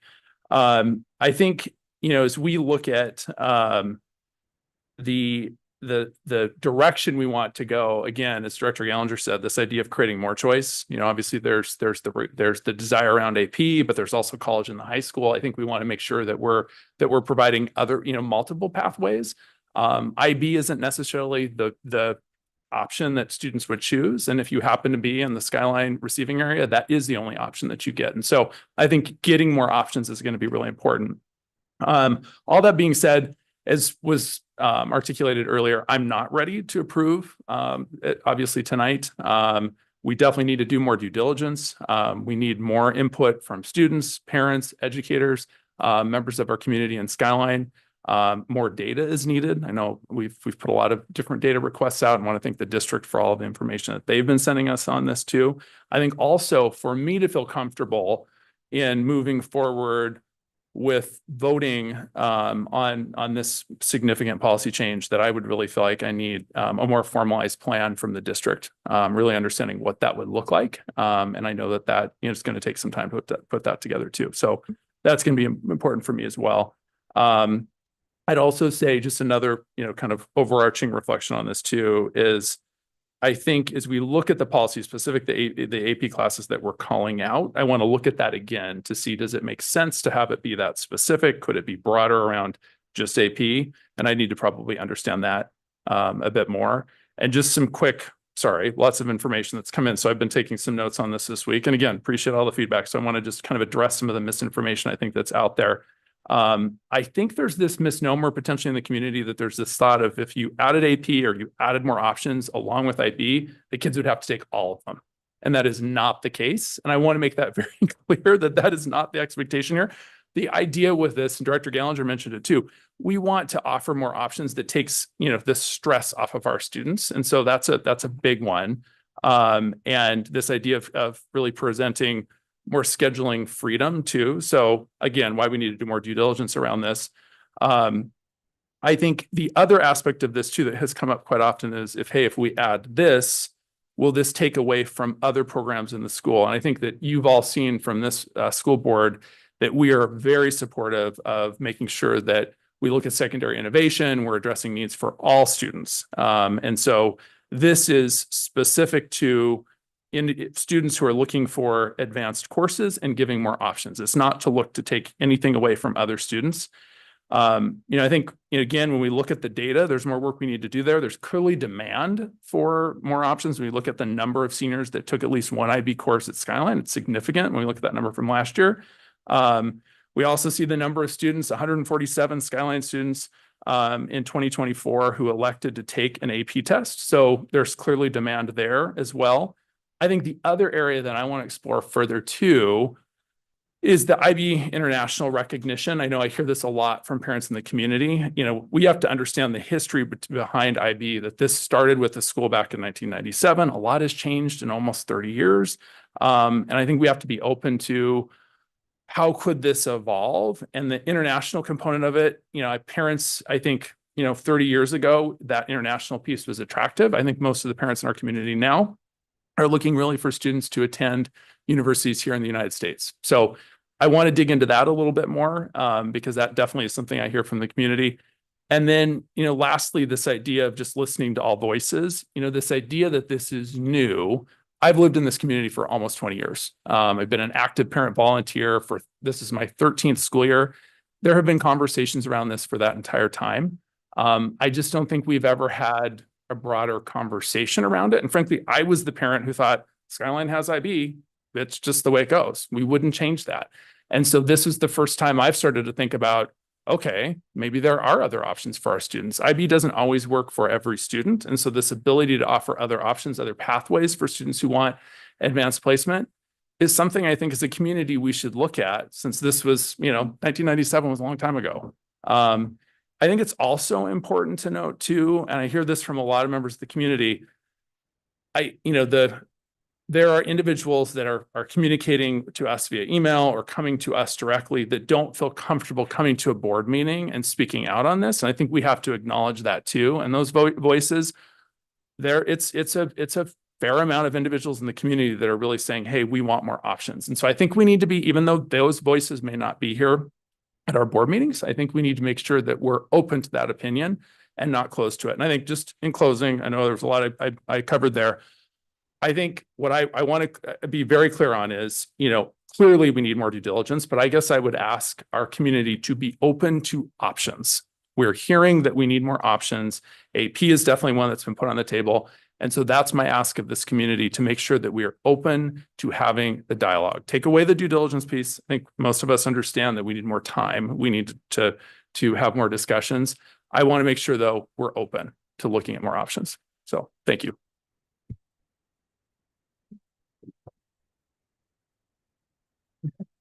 I didn't write all mine down, so probably will feel more not as coherent. But I do want to say one of the things that I took away from the input last time that for me is the most important thing to make sure we say publicly is this is not the first step in getting rid of IB. I was shocked when that was said. I'm like, there is no intention on my part to get rid of IB, period. I think it was a good question to say, what is the problem you're trying to solve? And I think you addressed many of those. I think the number one thing for me is having college credit bearing classes in the earlier grades, the number of students who are taking advantage of that. And I certainly wouldn't ask that if we had data that showed that wasn't happening at the other schools, and that our students weren't capable of doing that. Statistics are showing us that they are. And so what is the option? And I don't want to make the assumption that our students at Skyline don't need the benefit of earning college credit in high school so they don't have to pay for it in college. That's the reason you're asking them to take these courses, not just because, hey, the learning's better. I mean, I like that. I love that our students love to learn.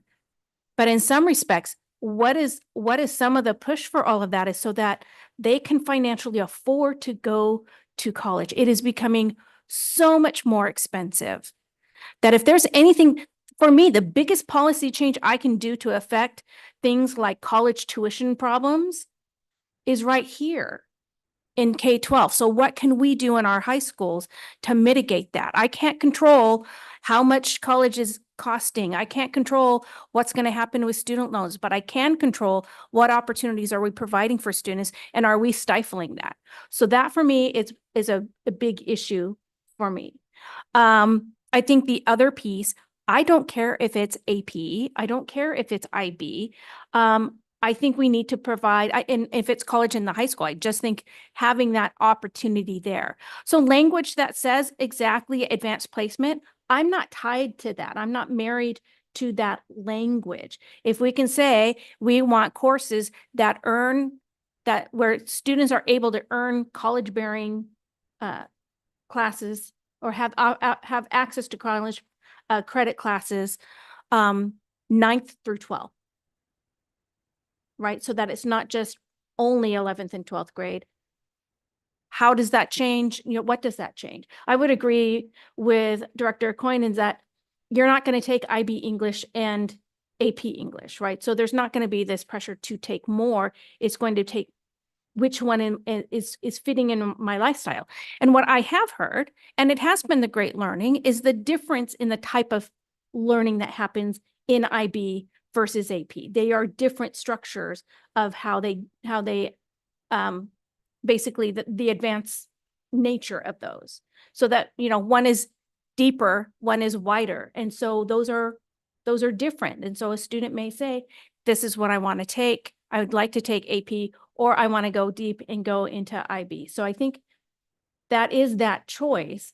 And maybe it is a college and the high school, right? So I think that Liberty doesn't offer AP physics, at least they didn't years ago. I don't know if that's changed. They offer college and the high school physics. So I'm not opposed to that at all.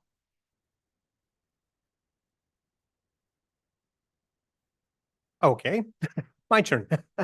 And I just think it's important that you hear from all of us tonight on this topic. So much of what I'm going to say is going to sound repetitive, but I'm going to say it anyway, because I do think we need a bit of a reset here. The last 2 weeks have been very active, and I understand there's a lot of strong feelings on this. But I do just want to say, to Director Gallinger's point, this isn't, in my view, been a rash decision. We started having this conversation at our board retreat, had a long conversation at that time, had a conversation last week, having a conversation again tonight. This is the forum, and this is the process where we share those ideas, we make a proposal, and we then share those ideas and try to come to a consensus on whether we want to make a change or not. So we are trying to be, I think, deliberate in this. Also, to Director Moraldo's point, I am not against the IB program in any way, have no desire to halt that IB program, and have been surprised by input or insinuation that that is maybe the case. I can assure you that is not my intent. So I just want to express that view. And I do want to assure people we are gathering more information. I wasn't here at our last meeting due to a conflict, but I know that my colleagues were making some requests for information. That information is coming in. The district is collecting that information. We're going to take a look at all that and absorb all of that. And to Director Coyne's point, I can also assure you, every email that hits my inbox, and I know my colleagues do the same, we read that input. It is being absorbed and read, listened to, and I'm very appreciative of that and appreciative of the feedback we've had here tonight, and very much want to hear more and want to make sure that everyone feels heard in the process. And we'll do that. We'll find a way to have that conversation.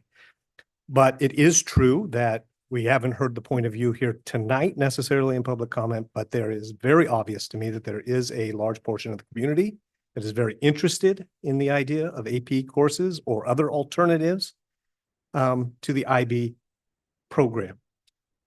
So I want to be obviously aware of that and considerate of that opinion as well as we're taking all this into account. And, to me, the idea of more choice and opportunity seems like a winner and something that we want to try to provide for our students. And the idea of earlier access, whatever that might look like for kids to start earning that college credit, something I'd be very much supportive of. what that looks like, we can certainly continue to have the discussion about. And then the last thing, you know, if we do make this change, it is the district's responsibility with board oversight to also provide the resources to effectuate that change and not try to put some huge burden on our staff. So we will be taking that under consideration as well as we move forward too. So that is my point of view as where we are now. And just in a more, you know, my position as of tonight is I definitely want to see the information we requested. I need some time to kind of take that in and, you know, consider it all before I come to any kind of final position. Great. Dr. Mullings. Yes, I am happy to give my reflections. It is true that we've had a request for a number of additional pieces of information. There's lots of things I would like to learn. Coming into this, what's important to me is probably top of my list are flexibility and choice.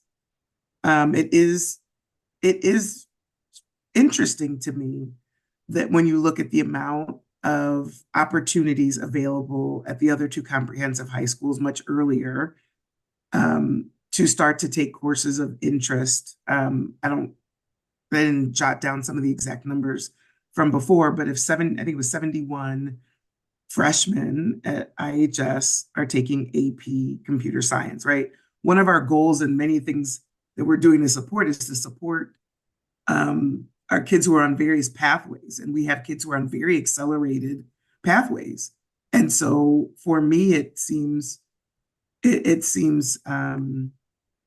know, like an opportunity if we have places where we drop off that acceleration, if we're not allowing kids who can do more, who can reach farther, to do that earlier on, if we are blunting that in some way, whether in this case, it is by schedule inflexibility or course inflexibility. And in the feedback, I hear both of those things very clearly. And I would like to divide them apart a bit because it does seem in the history of Skyline, the block, schedule, and IB have been paired.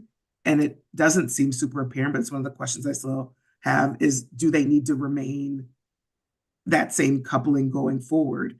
But for me, that is not a great answer to say. You can be accelerated all through middle school, but wait for 9th and 10th grade, and then you can pick back up accelerated courses again later. I may be, you know, inaccurate in that broad strokes, but I say that just so you know what's important to me is the flexibility and the choice, and particularly if we've got kids who are able to accelerate, to let them fly is super important to me.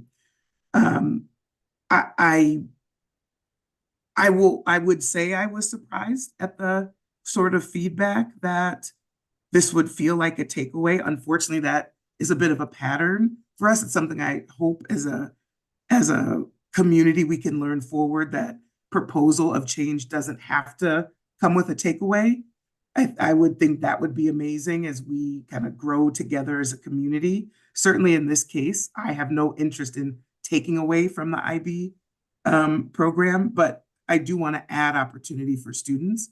And so I would hope we can get past that maybe initial feeling that to add to one area must mean a takeaway or some subplot that has to be true. So hopefully that's something we can get past as we have more of this dialogue. I think for me, maybe the biggest number, and I'm sure there's a lot of nuance behind it, but if we start out with over 80% of our students take one IB class and less than 20% finish with the IB diploma, there's clearly drop off.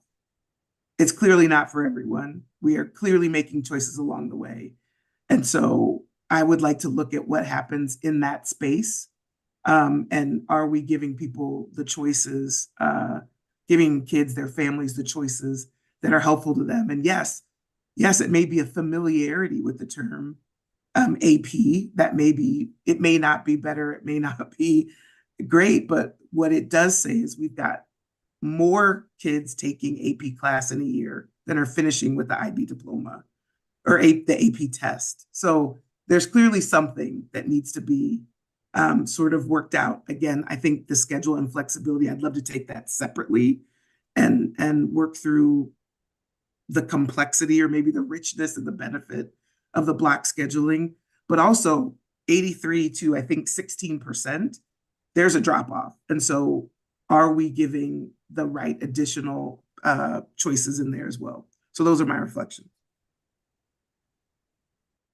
So I'll start with some of mine. I think, Dr. Coyne, so I am a little concerned by your choice of language of due diligence.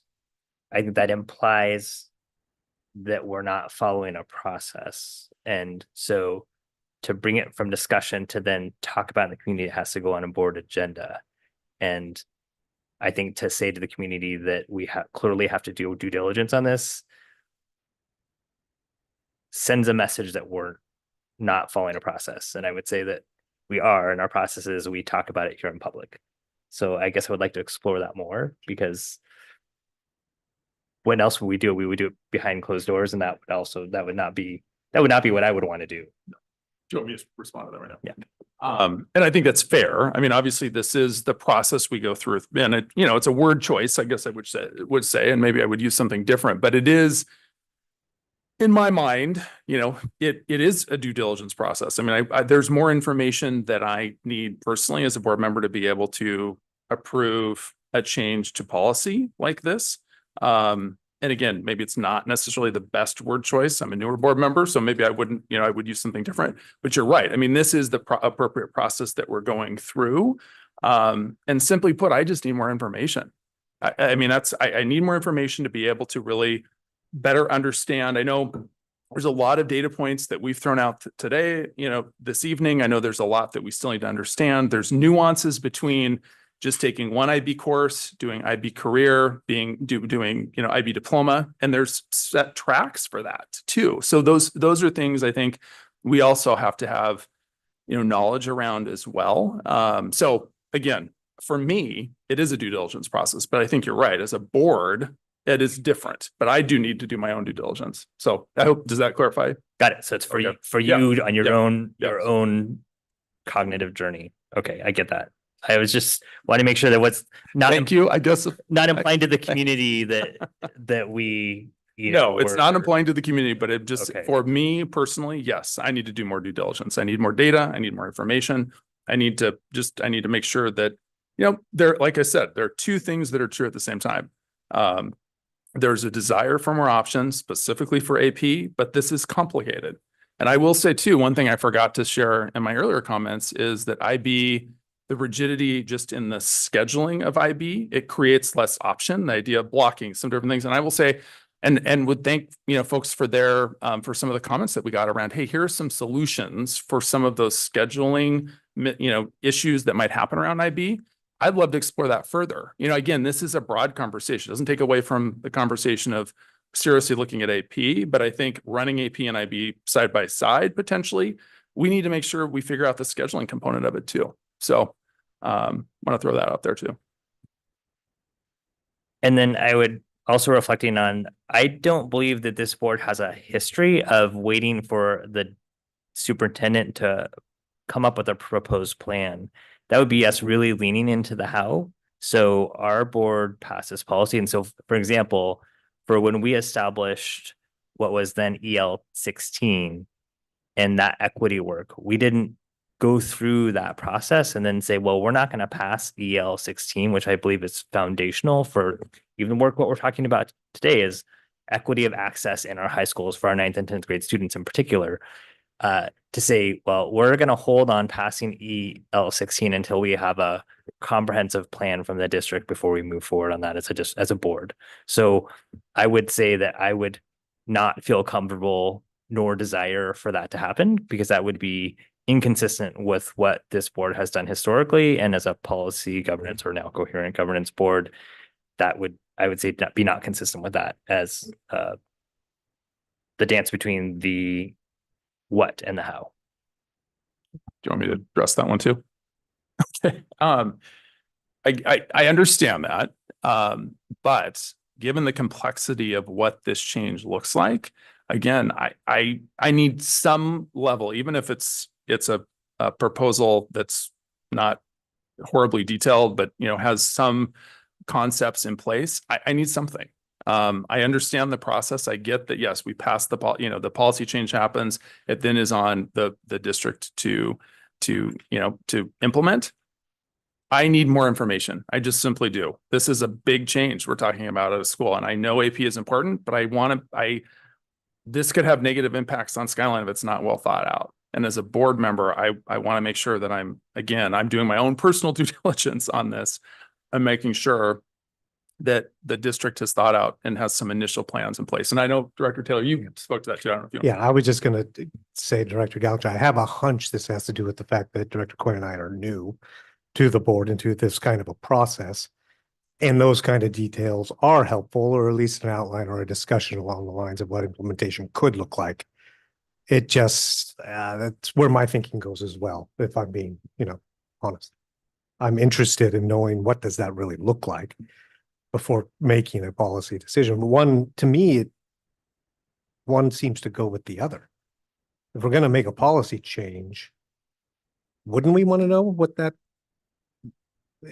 means from an implementation standpoint? I would just again say, so if we look at the discipline policy that we just moved forward to consent for the next meeting, we said disproportionality, and what is the plan? Like, what is the district going to do to mitigate that? So what plan is the district going to present to us? So we are moving that forward into policy without, it's not like there's a plan that goes with it. So I would say, again, just consistent with what we've done in the past. I'm not saying that can't change with 2 new board members. I'm wanting to highlight where I heard and what makes me concerned that we're really deviating from our governance model. This is what I was really trying to highlight. I'm just kidding. Yeah. That was the first thing is I wanted to say something, but I know that Aditi. No. Please. Yes. Well, I've heard that a lot of people, the reason that we are considering implementing AP is to offer more student choice. And my one concern around this would be that this isn't a mirage, because when you want to offer more choice, you want to make sure you're not duplicating options that already exist and complicating an already complicated process even further, because Skyline does have a lot of options. So we have Running Start, and we have IBCP and IB Diploma. And if we are considering offering AP, we want to make sure that these are actually new course offerings and aren't already diluting things that we already have, because it's already super complicated when you're going through like trying to decide what you want to do. So I just want to make sure that we are a little cautious about that. Thank you. Yeah. Aditi. Thank you. The other thing I wanted to bring up was something that Director Moraldo touched on already, which was college and the high school. I have experience taking college and the high school courses. They're not the same as Running Start. And some people might think that they are, but they're not. They're just the regular courses. Like I've taken pre-calculus, and that's a regular on-level course that I've taken where in the first month of the course, the teacher's like, hey, by taking this course, you can also earn credit through Bellevue College. And so it's not an additional course, it's not an honors course, but it does give you that college credit that I know the board is looking for. And so that's not just for pre-calculus, that's for language classes too. I've taken Spanish and I've gotten college credit for that too. Or that was an option that was being offered. And so I think college and the high school is certainly something that should be considered more deeply. And then the other thing I wanted to respond to was something that you said, President Gallagher, about the transcripts having the word AP on it. Unfortunately, I wish it was that easy converting calculus to AP calculus. We have both options at Liberty High School, and AP calculus is much faster, much more rigorous than normal calculus.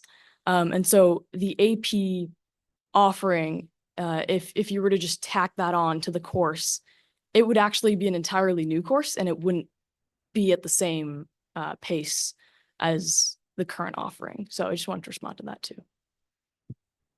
Perfect. I want to share any other student input at this time. Oh yeah, go ahead. Eva. Okay. I was going to talk a lot about a similar thing to DT in that when we take AP classes, there's definitely a lot of like trade-offs when it comes to shifting regular course to an AP course. And so the PowerPoint talked about making sure that students are getting credit for the rigor that they're already opting to engage in. And I was just wondering, like, are we saying that calculus would be on the same level as AP calculus, or are we saying that students are already engaging in rigor through IB, so we need to give them more options through AP? Because switching courses from calculus to AP calculus is definitely an increase in rigor. Great. Any other student? Yeah, go ahead.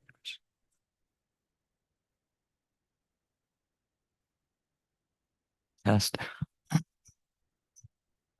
Being a sophomore at Liberty High School myself, I've gotten to experience like some of the benefits and direct advantages of being able to take courses such as AP courses where I can get direct college credit. And not only myself, but my peers and other freshmen and sophomores around me believe that this is a like extremely unique advantage that even at the younger or more junior grades, we're able to get these credit opportunities. And I know the board cares a lot about choice, so I believe that by offering advanced courses or any course such as AP that allows you to get college credit, especially at the younger grades, such as freshman and sophomore year, would be extremely positive thing. And in my experience, I'm currently going through. So just wanted to add on that.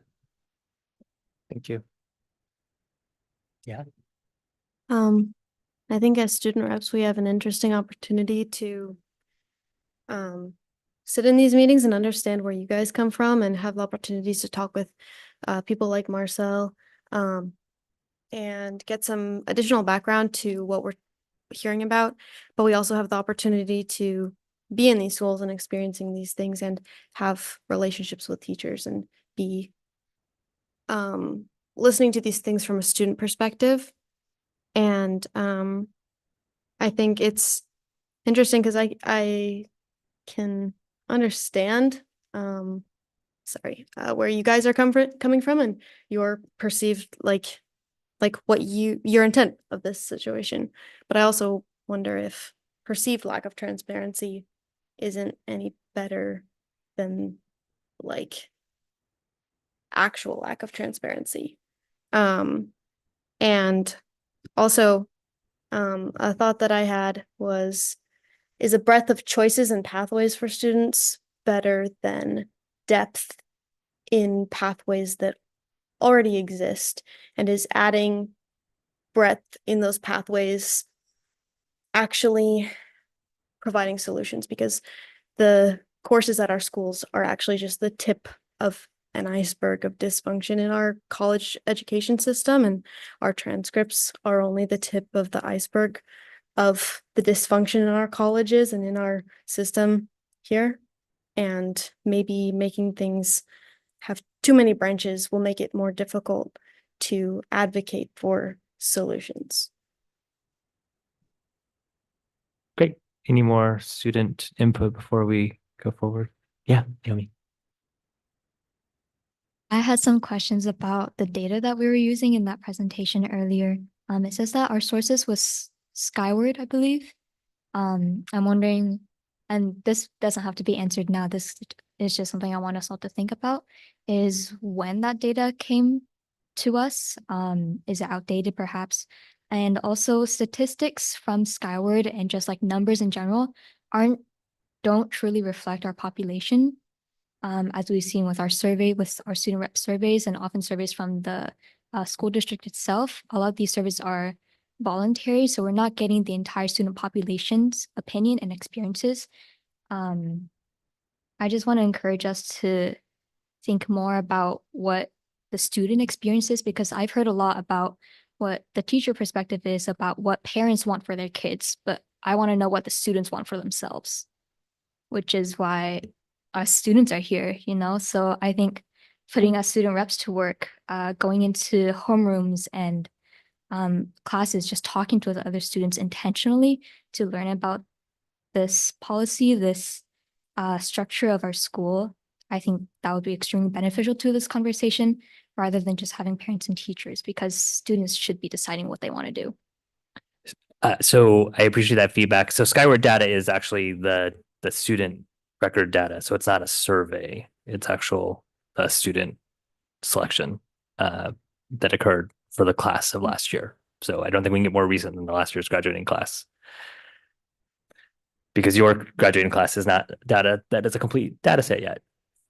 So what I would say is it is difficult to get student opinion at Skyline of AP coursework for students who've never been exposed to or know what that would even be. So we can absolutely chat about that and would want to get feedback, but I would be able to ask Liberty students, hey, so what did you find the ability and opportunity to take AP coursework in 9th, 10th grade valuable? And they would be able to provide us an answer that I could be like, oh, if we get 800 of the Liberty 9th, 10th graders collectively to do that, we're like, we have a huge sample size. Doing that for the same for Skyline High School for those 8th and 9th, sorry, 9th and 10th grade students who've never taken an AP course, don't even know what that is, because they go to an IB school and that's not something that they do in 9th and 10th grade. I think that would be fraught with, and so I'm not saying that we wouldn't want to get that information, but take that with that context. Yeah, I think just like explaining more of what I meant. It said on the data set that there were Skyline students that took AP tests, correct? So I'm wondering why those students took the AP tests. Because if they have IB, why wouldn't they take IB instead? So I think that's where our question is, because Skyward can't tell us why they took it. It can tell us that they took it, but it doesn't necessarily tell us why. Because some students might take it for just learning purposes, because maybe I don't know what courses are offered at Skyline IB, but maybe statistics wasn't a course that was offered, which is why they took the AP stats test in order to learn more and get that college credit. So I think back to the question of depth versus width, that's something we need to think about more, and which is why we need to ask students why they're taking those tests and why they're taking those classes. Sure. And then a little bit off topic, but going back to like the blocking, I think a lot of this problem and a lot of what I guess students in general have experienced is our course scheduling process. The confusion and stress of it all is so overwhelming. And what some of the student reps have discussed in our own times have been course scheduling. Your schedule in high school is oftentimes determined in middle school, like with your math and science pathways, whether you choose accelerated on course or advanced, that's decided in middle school. And it's very hard to get off of those tracks easily without like burdening yourself with so much more classes, like over the summer or during online school, during school itself. So I think something that we do need to talk more about as well, besides the AP versus IB, is how we present these options in the first place, because those options do exist, but students don't seem to know or are having a hard time understanding what those options are and where to find them. Sure. Okay. I did want to say just a little about the AP test. The test is so that you can get college credit. So it's not for you to be like learning the information. So you wouldn't take AP statistics unless you did your own personal learning, then you come in to show that learning on the test. And so it's simply students are saying, I'm not getting, either they're not scoring high enough on the IB test to get college credit, or the school that they want to go to is it's going to be easier for them to accept the AP test, because it's like if you get a 3 or more, or if you get a 4 or more, you might get to be able to not have to take that math class or that computer science class. So it might count, again, it's counting towards college, so actual college credit. So that's why they would be taking those tests, is to earn the college credit that they otherwise wouldn't have. for me, I thought it was interesting. One of the questions we did ask, I think this was my question, and I think Director Mullings had it as well, is the number of college credit eligible courses at our high school. So what I thought was interesting, that Skyline has twice as many. But the number of students taking classes isn't any different. If you take the number of AP students at Issaquah High and the number of IB students at Skyline in 10th and 12th grade, or 11th and 12th grade, they're almost the same for schools that are almost the same size. So I'm a little confused as to why they have nearly double the number of classes, but not double the number of students that have participated in those classes. And maybe I'm looking at the data wrong, so maybe there's something about that I need better understanding.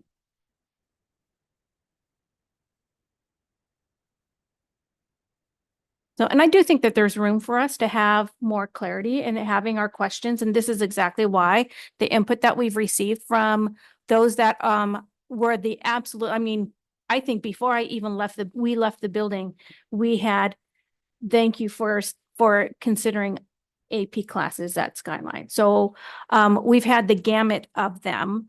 And so that input does drive us to ask questions, and we have all individually asked questions. And we've received a lot of data back from that. So I think there's this idea that we're just going in blind and we don't care.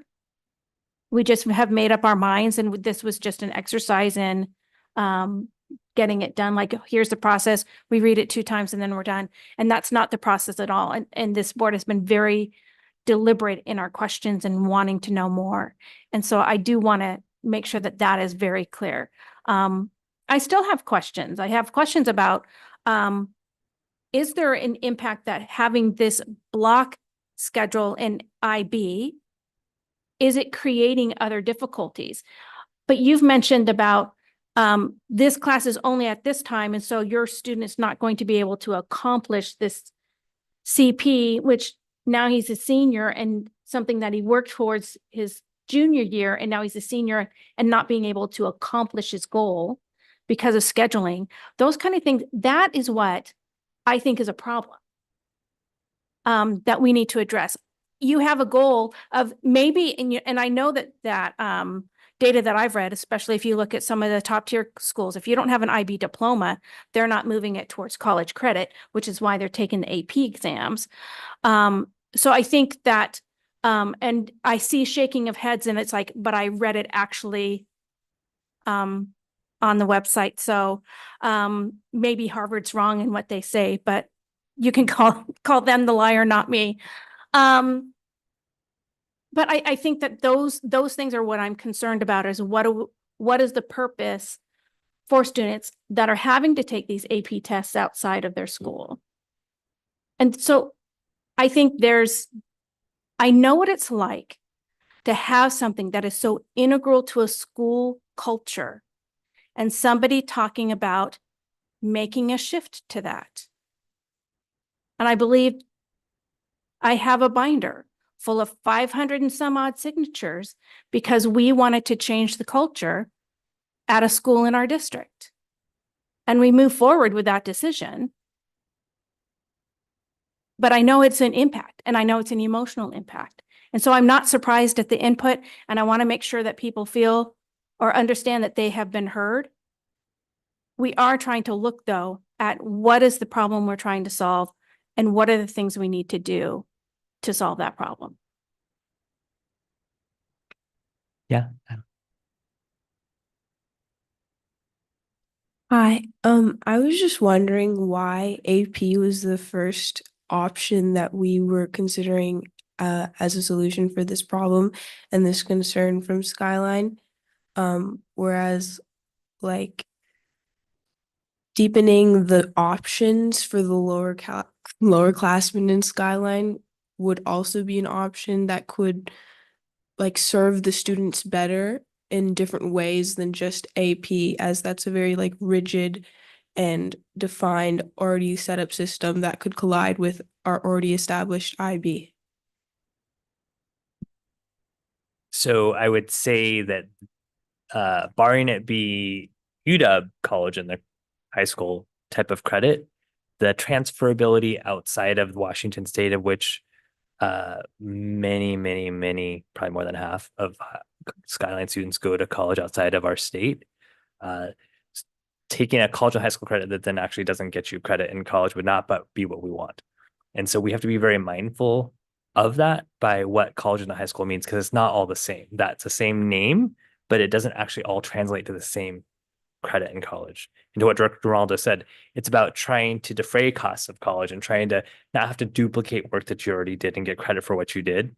So I would say it could be, but we'd have to be very intentional that the courses that would be selected, that would actually meet credit at high school, at colleges far and wide to where our students go.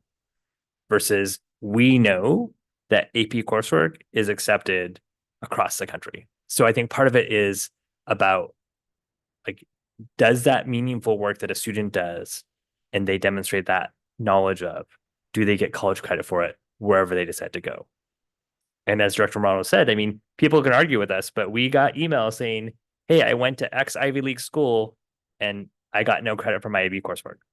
And so that's, like, IB isn't for everyone, and IB doesn't solve even the problems that what we're wanting to do is we want all of our students to be able to pursue whatever it is they want to be passionate about the rest of their life. We want to give choice, and IB isn't for everyone. And we see that by our graduating seniors and the percent of students that actually go and take the full diploma. And so we know that we have work to do to make sure that we increase that. And I want to just say here that based on the waves of emails we get, I worry that the culture and the climate that's being developed here in this room, as well as I worry about what maybe you developed in the building, is that we have a certain population that can feel comfortable coming and speaking in the public, and a certain population that doesn't. And we here represent everyone in our community, not just the voices that have the childcare or courage or ability or confidence to come speak here, but the words that we heard from the people who already expressed through email of, like, I don't feel comfortable, I can't do. I talk to all my friends, families, and neighbors, and, like, we all collectively believe this, but we are fearful of coming up and speaking. Like, I want to make sure that we don't discount the quieter voices and their opinions, because I think that's something that is frankly what's trying to be created right now. And I want to make sure as a board we call that out.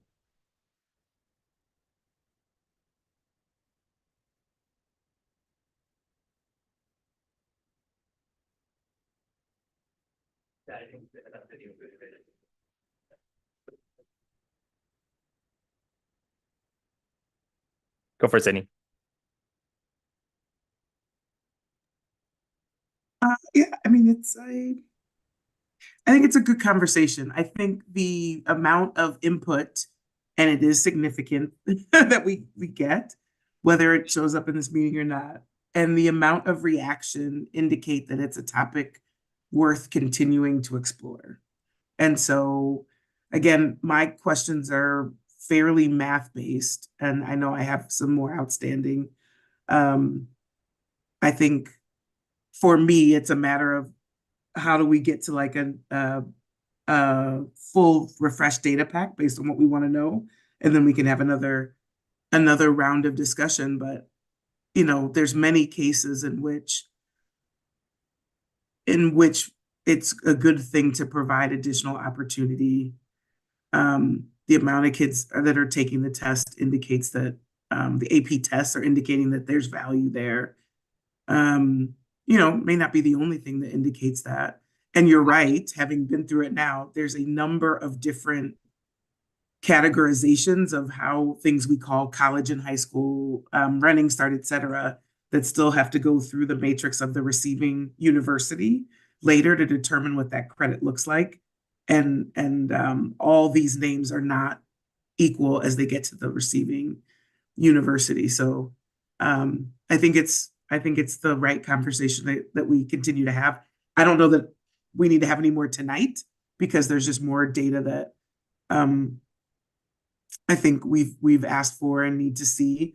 Again, if there's conversations, I guess maybe the question mark I have is it seems that there's I'm happy to talk to whomever wants to talk to me about the current IB coursework. I have no qualm with the current IB coursework. I am not trying to dismantle, disrupt, or do anything to the current IB coursework. That's why I have not asked for like an in-depth on what the program is, because that's not my question. But if that, if that is a conversation that feels important to folks, I'm happy to figure out how we have that as well. Great. Mr. Cole. Yeah, just a brief comment. In terms of the function that we play as board members, I take it's very important to me to make sure that I'm listening to our constituents. And I want to acknowledge the fact that, yes, as I mentioned this earlier, the desire for further conversation, the desire for AP is there within our community. And again, a lot of folks have said there's the desire, but I'm not going to come up and speak. And so again, we need to acknowledge that. And I had mentioned that earlier too, and the importance around that. But I think we also need to, but I'm hearing from constituents, they're saying there's the desire, but they're also saying, we want to understand what it looks like. Like, we know that can be complex. And so I'm going to go back to my earlier point around, I need personally to do more due diligence for myself to feel comfortable with this. And I think leaning on the district to provide us more guidance on what this would look like. I know that isn't generally the direction we would take in approving a change to a policy, but this is big. This is a big change to a school. And I would need to have comfort. And that is also coming from my constituents, asking that too, to feel like, hey, this is what it would look like if you implement. So I just want to make that really clear. Any other reflections? Okay. So when we get to the calendaring part, I would like us to talk about scheduling a listening session up in the Skyline community. And then for now, we will look at when Sydney and I calendar the next time we'll bring this to board discussion. Any other comments you want to make sure that Sydney and I hear before we go to that next step? Alrighty. Anything else from our superintendent and on behalf of your team? I do want to say that there's an interesting point that was brought up around the why are students taking the AP course test from Skyline, and I do think it's a lot of the reason is that they're being prepared for that content. You cannot get dual credit for IB and AP for the courses, but you are being prepared for that content anyway. So I think there's a win there on an alternate perspective. In looking at that data, but I think that the fair question is about sort of why are they taking those courses is a good one. The second thing I would want to say is that the aspect of block scheduling is one that I keep hearing as part of this conversation, and it is not a requirement to be tethered to International Baccalaureate, and so that is one step that I think I heard the board bring forward as one to further explore. It's not only in the request from some of the data set that you've all asked me for, but I do want to name that as an area of, you know what I mean, where we can look at options, what that would look like to help free up choice and flexibility in general, not just to enable a pathway to offering AP specifically. So I think I heard that, but I wanted to recap that as I sit here in the listening stance. And that's something I want to sort of codify formally in terms of what I've heard. So I see some nodding on that one, and we can keep that in our minds as well. Perfect. Well, thank you for this opportunity for us to dialogue about this in our board setting where we have it on our agenda to talk about. So the next item on our agenda is legislative matters. That's me.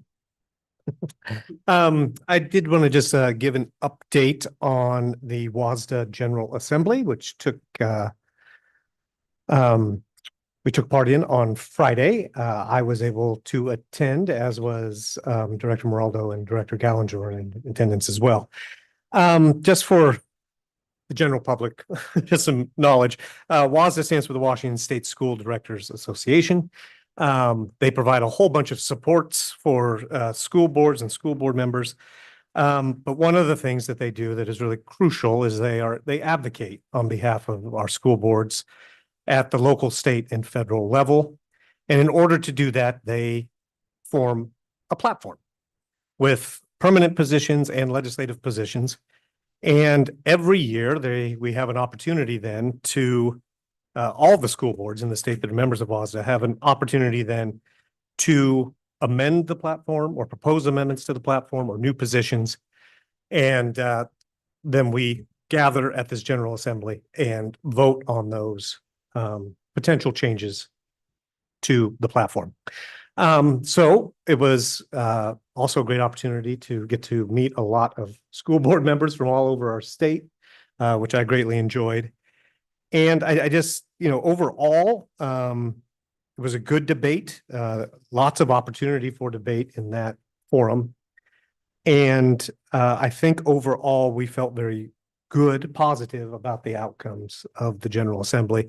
We voted on 47 amendments or platform changes. I think we were in support of 45 of the 47 outcomes, which is a good outcome for us for sure. And I just want to maybe highlight two things. One pro that I was particularly interested in is the body, so to speak, defeated a redefinition of diversity that was proposed in WASDA's diversity position, which is number 30 in their handbook. And I felt that was very important. The definition that was being proposed would have greatly narrowed how we would think or how school boards would be encouraged to think about diversity and would have been directly counter to our OE 16. So was glad to see that change did not take effect and that WASDA will continue to do the work that they've been doing around diversity. And then one negative though, there was a position supporting student voice within WASDA. It was a position that our board had a role in drafting, and rather surprisingly, really, it was defeated. And even the conversation at the time, the debate during the student rep discussion seemed positive, and yet the voting in the end came out in the negative. So unfortunately, that student rep voice position failed. So we will have more work to do on that in the future, and we can certainly target that for 2025 General Assembly when the time comes. So that's my update. Great learning experience. And again, I think also I was just greatly encouraged. There's a lot of opposing views across our state and our school boards, a lot of different interests that are motivating folks. And yet the discussion was civil amongst all of us school board members. And I thought the outcomes were well thought out and supported. So that's my update on the General Assembly. Dr. Morales? Well, I did say there was two things that I was thinking of. The first one is I still miss the sea of green cards and red cards. So having it to where it's basically anonymous voting is very different. And you haven't experienced the other to be able to see. You used to be able to look around and say who was voting for what. And you can't do that anymore. The other thing that I just thought was interesting is that Tukwila brought forward an amendment to our policy around addressing achievement and opportunity gaps. And they wanted to include the words race and equity policy. So the race and wasn't there. And it just, for me, it was interesting. That ended up failing because people are like, well, equity includes race. And it's very interesting because in the course of coming up with our equity statement, it was very important for us to call out racial equity and want to combat racial inequities in our district, because equity does cover a number of things and diversity covers a number of things. But sometimes there are specific issues you have that need to be called out specifically. And it's just, for me, it was interesting that that mindset has changed and shifted. Not saying that it's bad, but that people now say, no, when I'm talking about equity, it absolutely includes race. Because when we started this journey, when I was probably back on the WASDA board back in 2015, it absolutely did not necessarily. It was, we need to make sure we're calling that out. So it's interesting the shift in language that would end up failing. So maybe we felt good about 44 of the 47 outcomes, not 45.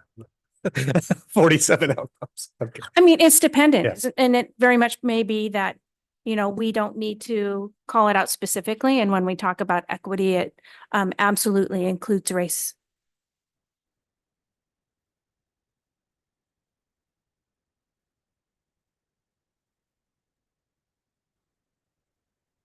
Any questions for AJ?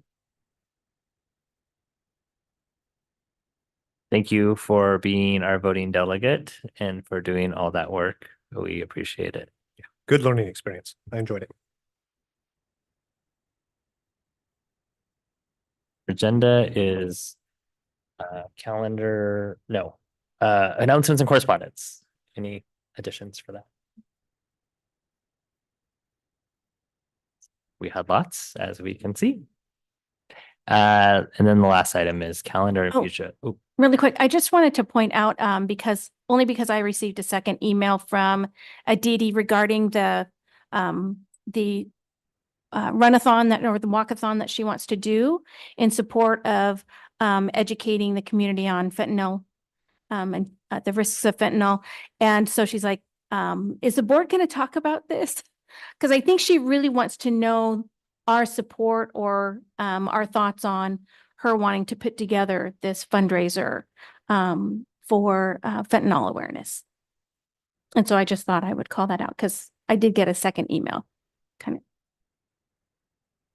I support it. okay, so as we pivot into calendar and future agenda topics, what is your vision?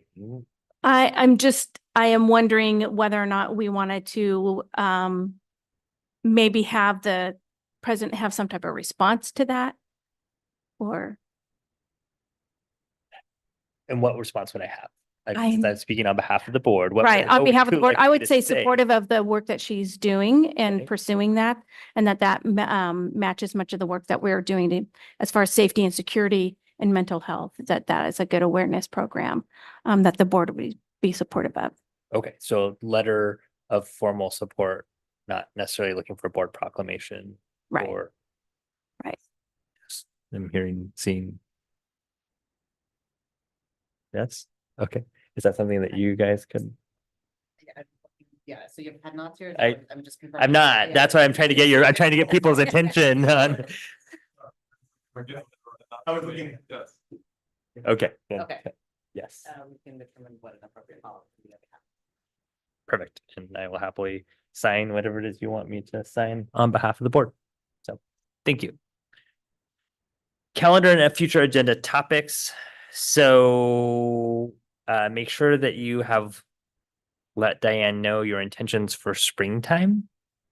Because that's a huge thing for us to do and to coordinate. And then I do want us to calendar a Skyline community listening session for sometime soon.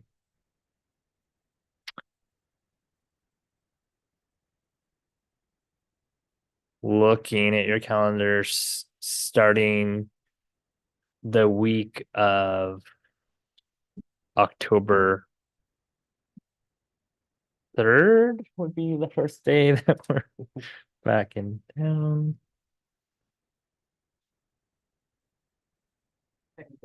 Means September 30th.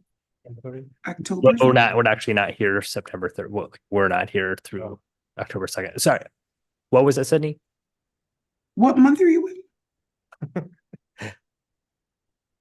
So October 3rd.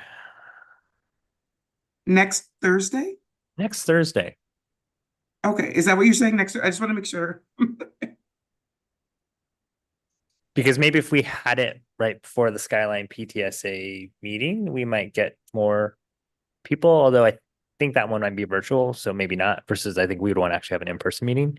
So that might not be helpful. Is that not, I was thinking that was hybrid, is it not? I was told that Skyline was virtual, but Oh, okay. I don't know could be the wrong. answer Okay, to that. I may have misinterpreted. I thought that was hybrid. I mean, I would love It's not a that. bad idea though, to do it. That's about, to do it ahead of that, although if it's fully remote, I guess not. Oh, and sorry, I think they moved it to the 9th. So I actually They might date did, wrong. yeah, So they did. if we were wanting to align with the PTSA meeting at Skyline, then we could do it October 9th, which is Wednesday. That would be better for me. I would not be able to be there until 7:30. Okay. Sydney? That should work that evening. So then what I would recommend is we would do that at probably like 5:30. And sorry if we're getting, I know trying to align 5 working calendars is about impossible. If we're just trying to get people on the same continent right now. So, As long as you let them know I'm there at a work meeting. Sure. So it's my board of directors, Yes. my bosses. So we're saying. You're thinking 5:30 at Skyline?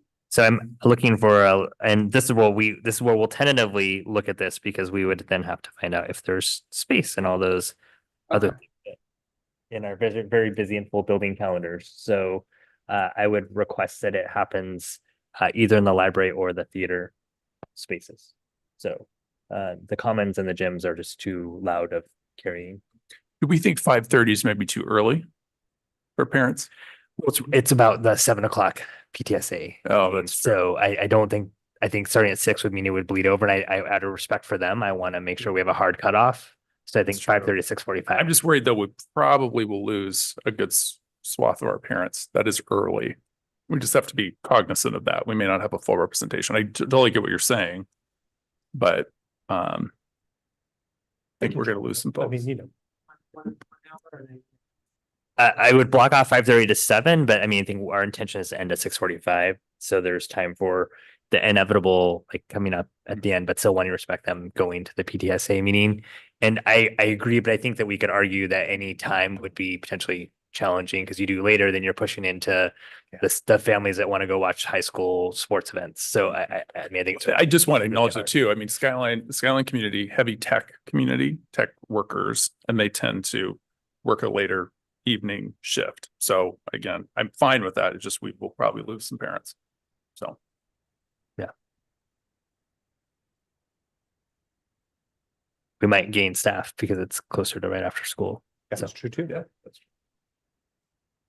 I'll be there. Okay. Is there anything else that we need to do calendaring for? No. Any other things for future agenda topics? I mentioned to you the idea of a potential work session, but we can. Yeah. Yeah. Would you like me to bring that up now? Sure, you can just announce it here. That'd be great. Yeah, I just, in a conversation I had with the superintendent, and with the work as a legislative rep moving forward, I personally I would suggest a working session on the topic of the prototypical funding model and gaining a better understanding of that, as it does seem to be at the very heart of almost all of our funding issues as we go into legislative session. And then that we could probably combine that session with, after we have that learning, also then talking about our legislative priorities moving forward. But I did, looking at the calendaring, I did notice that perhaps the first opening for that is December, with session opening in January. So if there's an opportunity to have it earlier, that'd be great, but there might not be. So Yes. yes, if it's December, it's December. That's fine. And I'll continue, Yeah, I think what we can do is we can, one, see how much time we think it may need to be once you and your team get it to where you want it to be. Ideally, before session starts would be the most helpful opportune time.